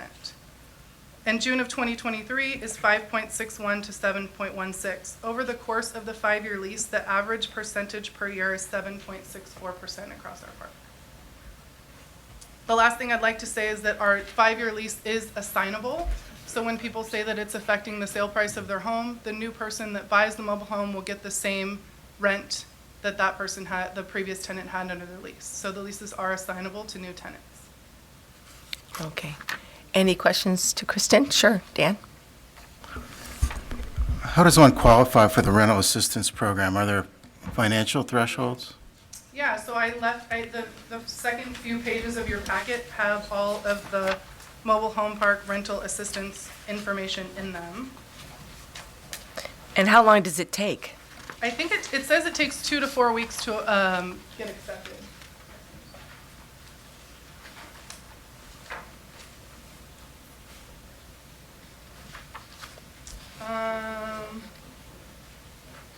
So the income qualifications are, I believe they're similar to Section 8. So you have to be a homeowner, you have to have lived in the mobile home for the past 3 years, consecutive years. You have to meet very low income guidelines using the Housing Authority for Section 8. You have to meet one of the following criteria, either be at least 62 years age of older, a family of 2 or more, or disabled. Your monthly housing costs need to exceed 40% of the total monthly income of all residents in the home. Your real property, land, rental property, second home may not exceed $10,000. Mobile homes are considered personal property, not real property, so they would qualify under that. Personal property, except for the mobile home, may not exceed $20,000. You must not receive assistance from any other rental program. No rent control on the space, and complete the packet. And you help them complete this form? I would help them. Nobody's come into the office to Well, I thank you for the information. I'll be trying to figure out, and maybe there is further information we can gather to just get a sense of the feasibility of applying for this for many of the residents. Thank you. I also attached, the last page is from a local realtor. Sally Warner's represented multiple buyers and sellers in our park, and she provided this at one of her open houses, which just shows you active listings for this month at different parks and the different space rent. So it has 2 of ours that are listed, space F5 and F6. Their space rent, as well as comparable space rent in the area. I did note on your sheet that Los Robles is a senior mobile home, and then Marin Valley Mobile Home is affordable housing. So that's the only ones that you'd have to take a little caveat to. Any other questions? From the council? Okay, thank you very much. That was quite informative. Excuse me, I'm sorry, I got it first. Okay, so I want to just make sure this is a study session, okay? So this is not back and forth. We're not here to work with the lease. We're just here, okay, just making sure. I'm going to talk about my lease. Just a couple of things. The FAIR program regarding the PG&E assistance. Regarding the PG&E assistance, it's not that most of our PG&E bills are very low to begin with, and a lot of us don't. I'm single. I have an extremely low bill. It's not worth my even applying. I'm living currently on Social Security and a Teamster pension, which are both fixed. The Teamster pension is fixed. The Social Security will only go up based on the national cost of living, not Bay Area cost of living average. I'm still working at age 69, primarily to put my grandchildren through college, but that's going to end at some point, and that's going to be my sole income, is that fixed pension and Social Security, which only goes up on the COLA. As far as this rental plan that she's talking about, assistance plan, this came up by the Mobile Home Owners Association as rent control started to be considered in Southern California. So it was an attempt to try to distract, quite frankly, and I wouldn't even apply when I did research in the background. And last but not least, on this list of properties that are for sale, most of them are in rent-controlled parks. 80% of the mobile homes in Marin County are rent-controlled. We are the exception in Larkspur. Last point, this afternoon I was up at the Civic Center for an entirely different reason. Stopped by the assessor's office. Because I frankly am uncomfortable as a small business owner when, I heard originally about the increases in rent. I thought, well, they bought the park, they got to pay for it. One of the things that really struck me is I stopped by the assessor's office. It was interesting to hear that the park was started in '57. This current transfer of ownership, because it was from a mother to a daughter in the trust, no increase in value, no increase in property taxes. Thank you. And if you've lived in Marin, you know what a 1957 assessment might be worth. All right, thank you. Madam Mayor, Yeah, that speaker didn't identify himself. I'm sorry, just a moment, please. What's that, Dan? Could you ask that speaker to identify himself for the Yes, record? can you come back and Kevin Carroll. you need to say it, Kevin. Thanks, Dan, Kevin sorry. Carroll. Yes, Thank you, Madam Mayor. study session. I'm going to be good. I'm going to be very good. My name is Doug Johnson. I'm with the Western Manufactured Housing Communities Association, WMA. For 75 years, we've represented the owners and operators of mobile home parks throughout California. I've been with the association for 24 years. I'm intimately knowledgeable of how rent control works, especially in mobile home parks. I've been involved in hundreds of discussions like this. So I wanted to give your council, Madam Mayor, some points on rent control. The staff report kind of goes all over the place. I wanted to first off bring up that mobile home parks in California, all of them are protected under the MRL, the Mobile Home Residency Law, and we have full stringent vacancy control, or not vacancy control measures, but just cause evictions. So you cannot be forced from a park except for not paying your rent, or if you become a violation of the rules and regulations. It's very, very strict, and as you heard Wally say earlier, it's very difficult to remove a mobile home park resident from their park in California. Very difficult. The MRL is a totally different code section for us. It applies just to mobile home parks, and it's very thorough, and it covers a lot of issues, a lot of them that I've heard today. The one thing it doesn't cover is rent control, and that's really where my expertise comes in. WMA is opposed to rent control. We believe it doesn't work. We believe it's unfair. Rent control is not means tested. That means that anybody in the park, just living in a park, if you were to pass a rent control ordinance, would have the benefit of that rent control ordinance forever until they sell their home. And when they sell their home, they get the added benefit of the fact that the value of the home almost always goes up much higher in a rent-controlled jurisdiction because people will pay a premium for that controlled lower rent. So that hits your affordable housing stock. So you heard earlier today that rent control preserves affordable housing. It does the exact opposite. We talked a little bit or heard a little bit about the $60,000 cost in San Rafael. I think that was just the mediation component. I don't think it covers the entire rent control ordinance that they have there, and it certainly doesn't address the millions and millions, and I'm not exaggerating, the millions of dollars that the city of San Rafael spent, taxpayer dollars, on the contemporary mobile home park issue several years ago. That case, well, I think it went on for 14 years. It went all the way up to the Ninth Circuit and went to the United States Supreme Court, where the court did not take it up. So even though rent control through that process was validated, it cost the city of San Rafael millions to go that route. And I don't think that's something that the city wants to do.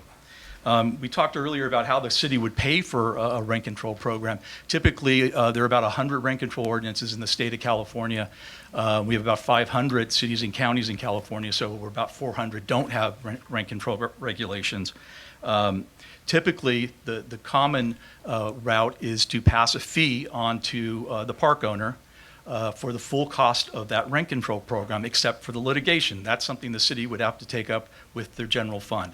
And then when that park owner gets that bill for what, I think there's about 110 spaces here in the city of Larkspur, I don't know how many would have to pay that fee. It's passed on 50-50, the park owner pays half, the residents pay the other half.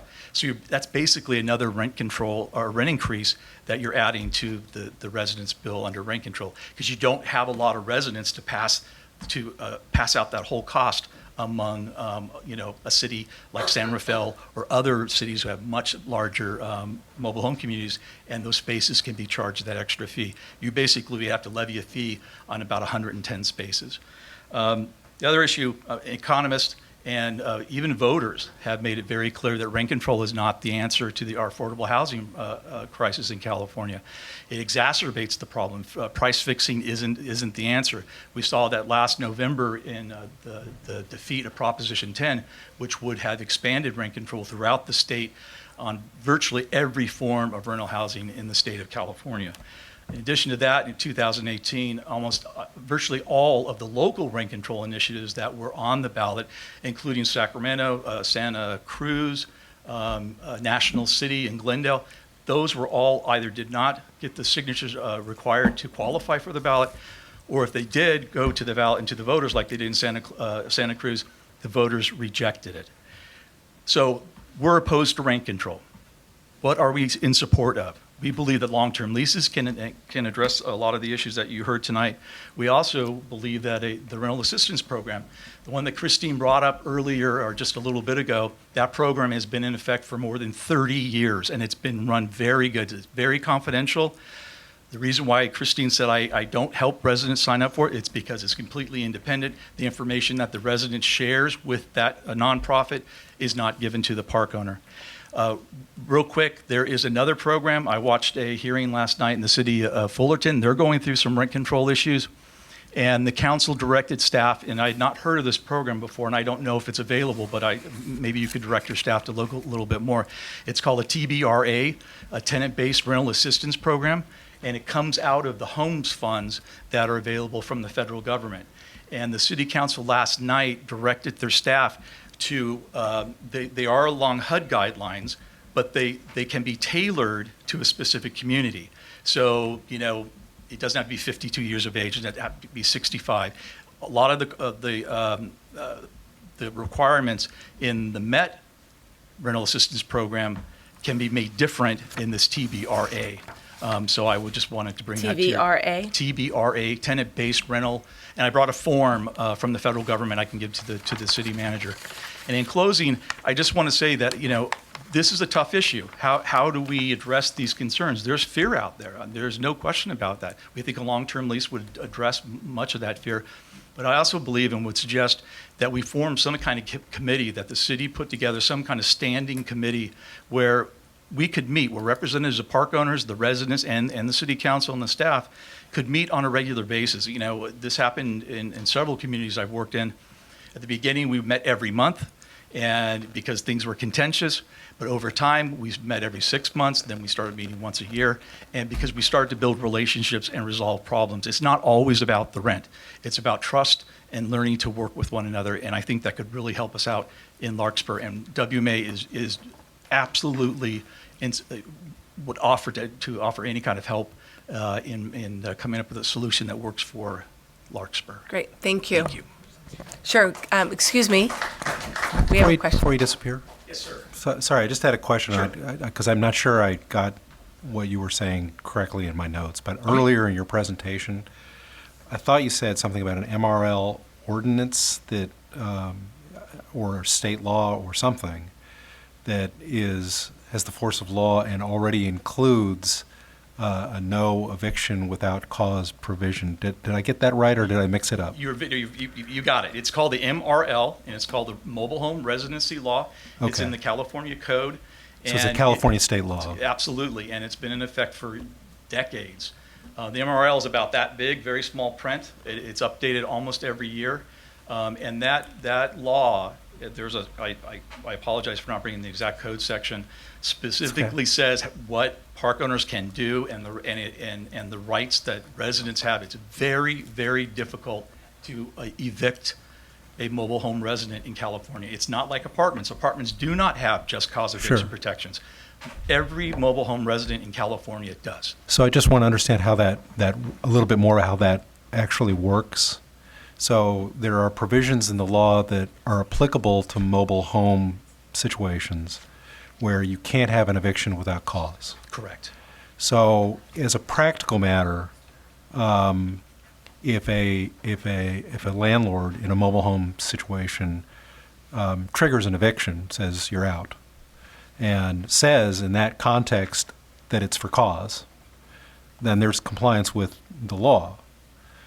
Then what happens? Is it then the burden of the tenant to then pursue what, a court action in order to enforce that remedy? That was the course up until about a year ago, and the law was changed again in the MRL, where it provided state assistance, an office where residents can go to, and the state would take up their issue on their behalf. And how do they do that? They contact the state office who's overseeing the ombudsman, or in the Department of HCD. They would go to HCD and file the complaint, and it's taken up there. This was just passed last year. So is essentially, in lieu of a court action, they could go and seek an administrative remedy and be subject to that process. Correct. But one way or another, either through going to court or through availing themselves of an HCD administrative proceeding, which can, I suspect, be as time-consuming and cumbersome as a court proceeding, that's the remedy that's available to a tenant. So if a tenant has a good faith dispute with a landlord who has made an eviction decision and says, you're gone, and in my judgment as landlord, it's with cause, then the tenant is subject, in terms of pursuing remedies, to what could be for them a very lengthy and protracted and expensive judicial or quasi-judicial proceeding before HCD. I don't think that's the case, and I think it's really important that you see what the law says, that it's very precise when and how a resident can be evicted. It's very precise. And no, I understand that. And it's very, very difficult. So I don't think it's as nebulous as you might think at this point. I urge you to read the law and the code section. And then you bring up another issue: is if that were the case, if that were true, does the city council have the authority to make another pathway? And our lawyers, most lawyers, say that issue has already been preempted by state law, that the law covers that area, state law covers that area, and that the city council would not be able to add additional regulations. Now, the city could do, there are a whole bunch of other things that the city could do, but on this particular issue, I think the state clearly has the field on this issue. And that may be, and I certainly don't have enough information to evaluate that claim, but I appreciate that insight. I just wanted to make it clear, because I am a lawyer too, and okay. And I appreciate the compliments about lawyers by one of the members of the audience previously tonight. Great. But I just want to get that clear, that the remedies really are procedural or administrative, and they don't just happen. And this change last year was the amendment to the law was made by mobile home residents. It was their legislation.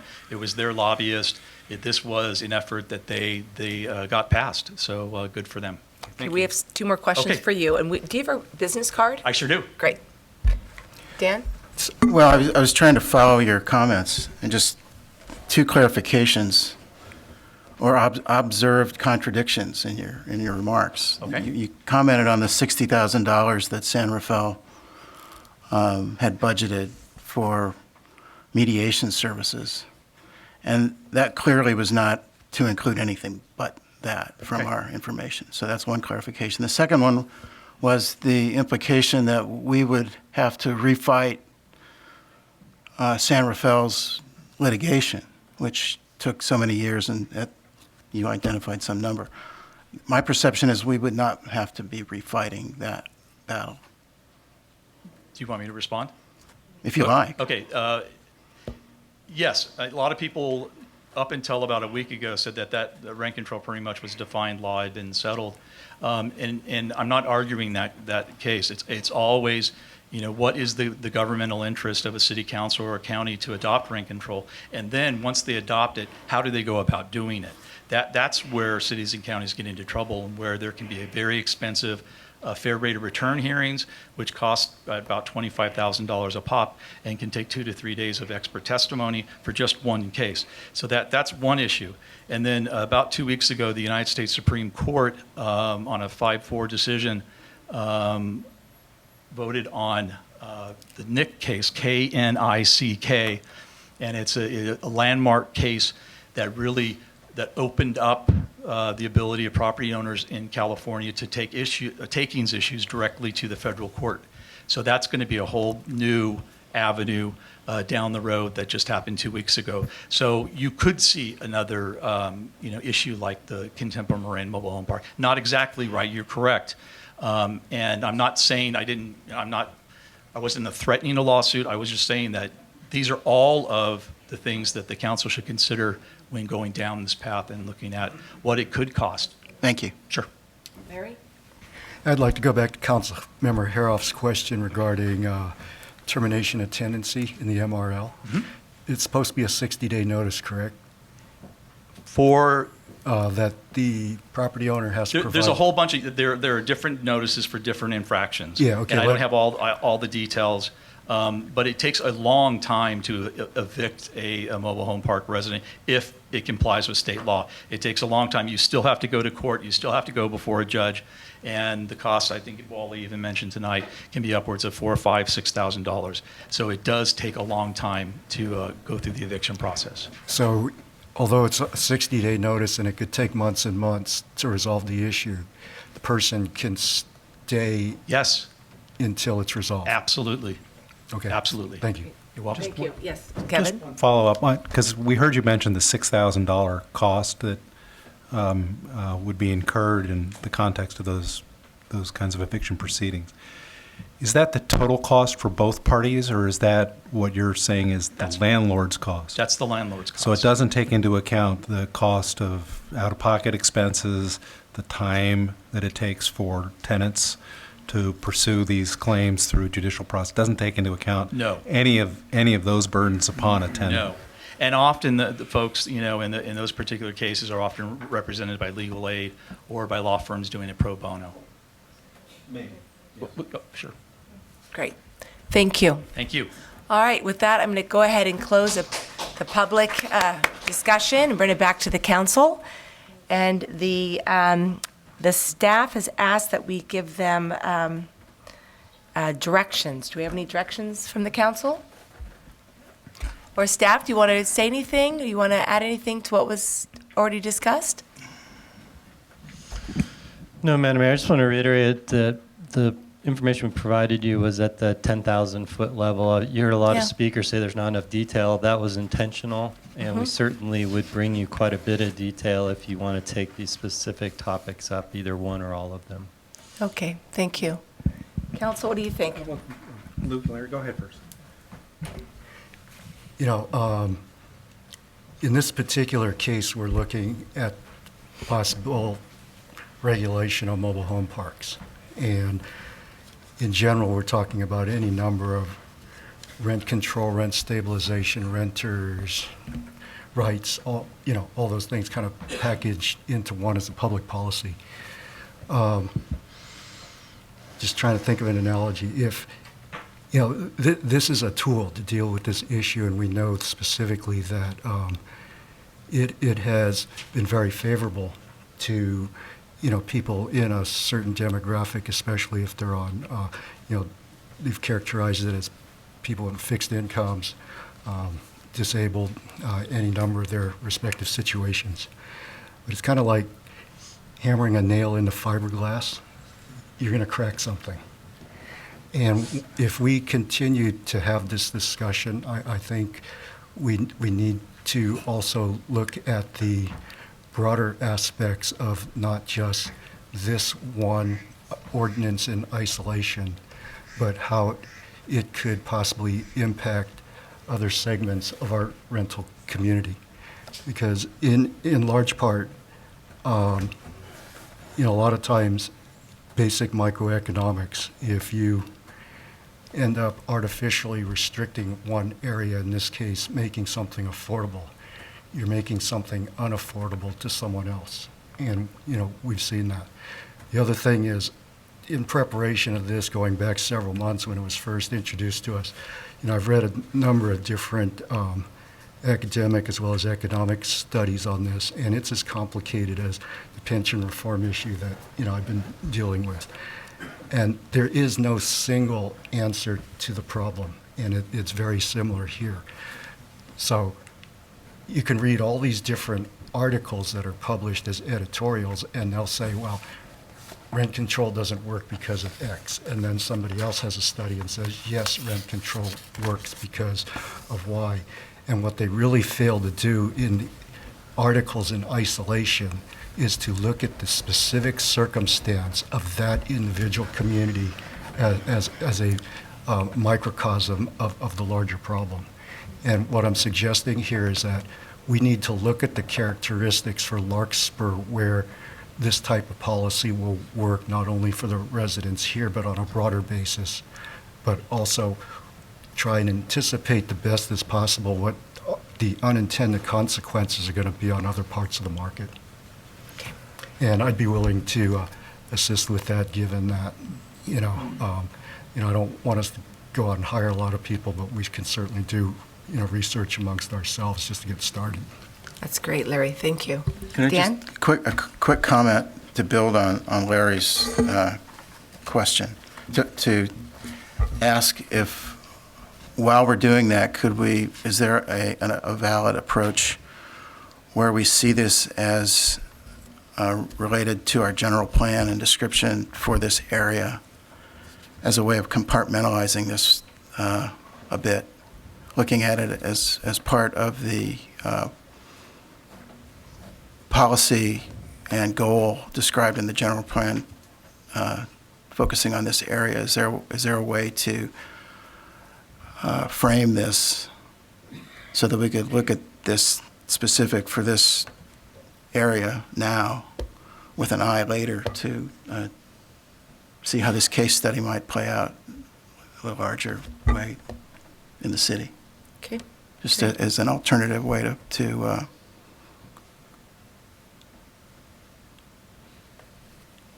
bite-sized pieces. Thank you. Thanks, Dan. Kevin? First of all, I want to thank everyone who came here tonight to share their perspectives and their views. This is a really important, if difficult, issue for us all to sort out and figure out, and we're not going to be able to do it overnight. It's going to take some really good thought, and I think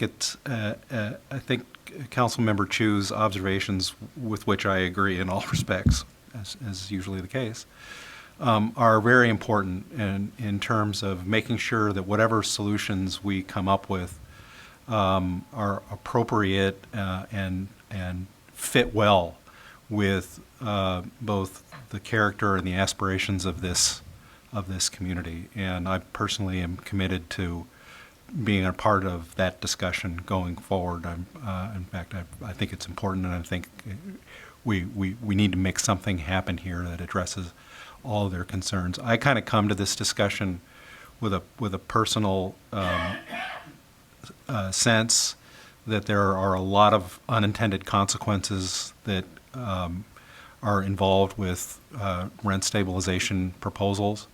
So my own preference, although I'm certainly willing to be persuaded otherwise, would be to focus on some of the other items that the staff had highlighted in their staff report, including vacancy control, just cause provision, and mandatory mediation. Although, as may have been indicated by some of my questions earlier in this discussion, I know that communities around the country who have considered this kind of alternative dispute resolution approach have also considered arbitration, and I would think it would be important to have at least some consideration given to having arbitration be the mechanism used for resolving disputes of that sort.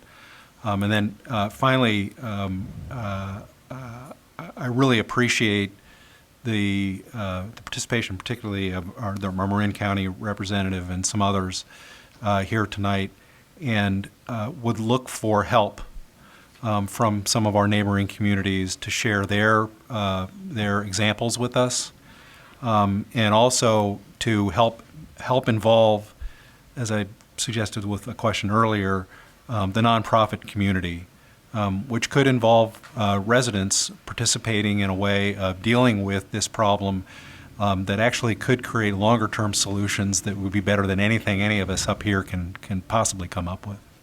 So thank you for that. I think I've expressed my views on what I think should be priorities in staff's further consideration. Great, thank you, Kevin. And because you guys came to us, and the general meeting, it's where it all started, and inviting myself and another supervisor, here we are. So aren't you wise to include all of us, because we care, we listen, and this is going to be a continued discussion, so we promise you that. So Dan, I do have an understanding we're going to continue from here. I'd like to hear more about source of income, mediation program, and the just cause for eviction. I'd like to hear more about those three renters' protections, to study those a little bit more. Well, I think I'm hearing consensus between your comments, Madam Mayor, and Councilmember Haroff's comments in general of where you would like us to work. But I heard Councilmember Helmer speak more specifically to this area of the city, and I think then you're exclusively talking about mobile homes, because this area of the city is only mobile homes in terms of rental properties of any kind. So I'm either doing the whole suite of everything we talked about in the staff report to cover everything, because those are actually inconsistent, or I need just some clarification. What you and Councilmember Haroff have said are the two broader topics that apply more broadly to all renters, and the vacancy control, which is very specifically about mobile home parks. But Councilmember Hilmers would take us farther, which is fine. Remember, part of this exercise is so I know how many resources I have to allocate. Absolutely. And how long it's gonna So, yeah, Dan, would To you clarify, I'm suggesting, through the lens of our general plan, we look at San Rafael's approach for this particular area. That includes the rent stabilization, to look at that. Because I think we would do ourselves a favor by looking at the range of options, even if we don't choose to go down that path for this particular area, following the general plan's lead. And just if I could, Sure, to please do. clarify my own comments on that, I don't disagree that some thought should be given to rent stabilization. I think just a moment ago I said that I would be open to consideration to that, although just based upon my own background, I do have skepticism with the efficacy of rent stabilization, and again, unintended consequences associated with it. So I don't have a problem with consideration of that. And I also think that the vacancy control approach, which is specific to mobile homes communities, is definitely something that should be prioritized in terms of what we would be looking at. I do worry a little bit about strategies that focus on the challenges of renters in isolation in certain communities relative to other communities within Larkspur. So I would encourage consideration of some of these broader issues. To the extent that we're focusing on the mobile home community in particular, I would put a priority on consideration of vacancy control, which I think is what many of our neighbors throughout Marin have also done. Go ahead, Larry. Yeah, I'm kind of like in between that probably, but more leaning towards Councilmember Hilmer's side. I think there is a general plan policy we need to review on broad basis to determine if rent stabilization is the tool to achieve what we want for meeting that particular goal and policy. But where I'm not comfortable is similar to what Councilmember Haroff has discussed, which is just general rent stabilization for the whole community. And even if we study it just for the mobile park, I think we need to really look at the broader basis of and trying to understand what the potential consequences are to, like I said, other parts of the market. And, this isn't just about looking at the studies that I've seen recent in the last 2 or 3 years, but we have a lot of historical data now that goes back to rent stabilization post-World War II. You have it in the 70s, and, now you're basically having it again. And, there are lessons to be learned from that. There's a lot of data out there. So what are you hearing, Dan? I'm going to frame this a certain way for the council Okay. that works for me. If the council wants to take up the issues that other agencies have all taken up, the just cause eviction issue and Mediation program. and the mandatory mediation Yeah. and the registry. Yes. Those are almost in the can. With our staff and our resources, we could probably bring those back to you in relatively short order. Okay. So if the council's comfortable taking those topics up before taking up the other topics, we can do that. I think we could do that in fairly short order, September, Super. October, given your calendar. Okay. Those broader issues are going to require a deep dive, a deep analysis, both financially, policy, and legal. Okay. So when you think about it that way, that's a long process. Mm-hmm. So if you want them all to come back at once, we can do that, but we're probably talking quite a while. So Okay. So I need to get that final direction if you're comfortable sort of splitting them in that way into those If set I of could just topics. respond to that, I think that's very helpful, and I would encourage that approach. I think it's actually consistent with the gist of my comments. We can focus on a few things and kind of save these thornier issues maybe for a later day. Great. Thank you, Kevin. Dan? I wouldn't want to take the staff down a rabbit hole or go somewhere where you learn that there's more risk involved to the city than is worth it. So if there's a way to look at the risk assessment in such a way that you could find any breakers up front, that would settle it.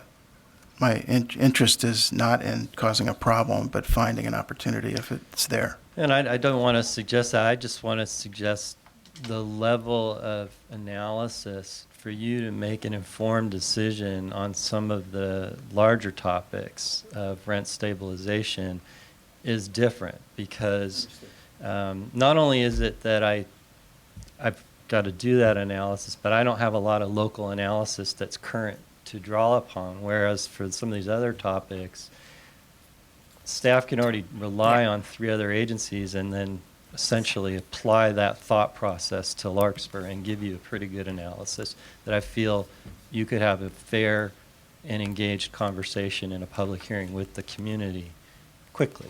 Right.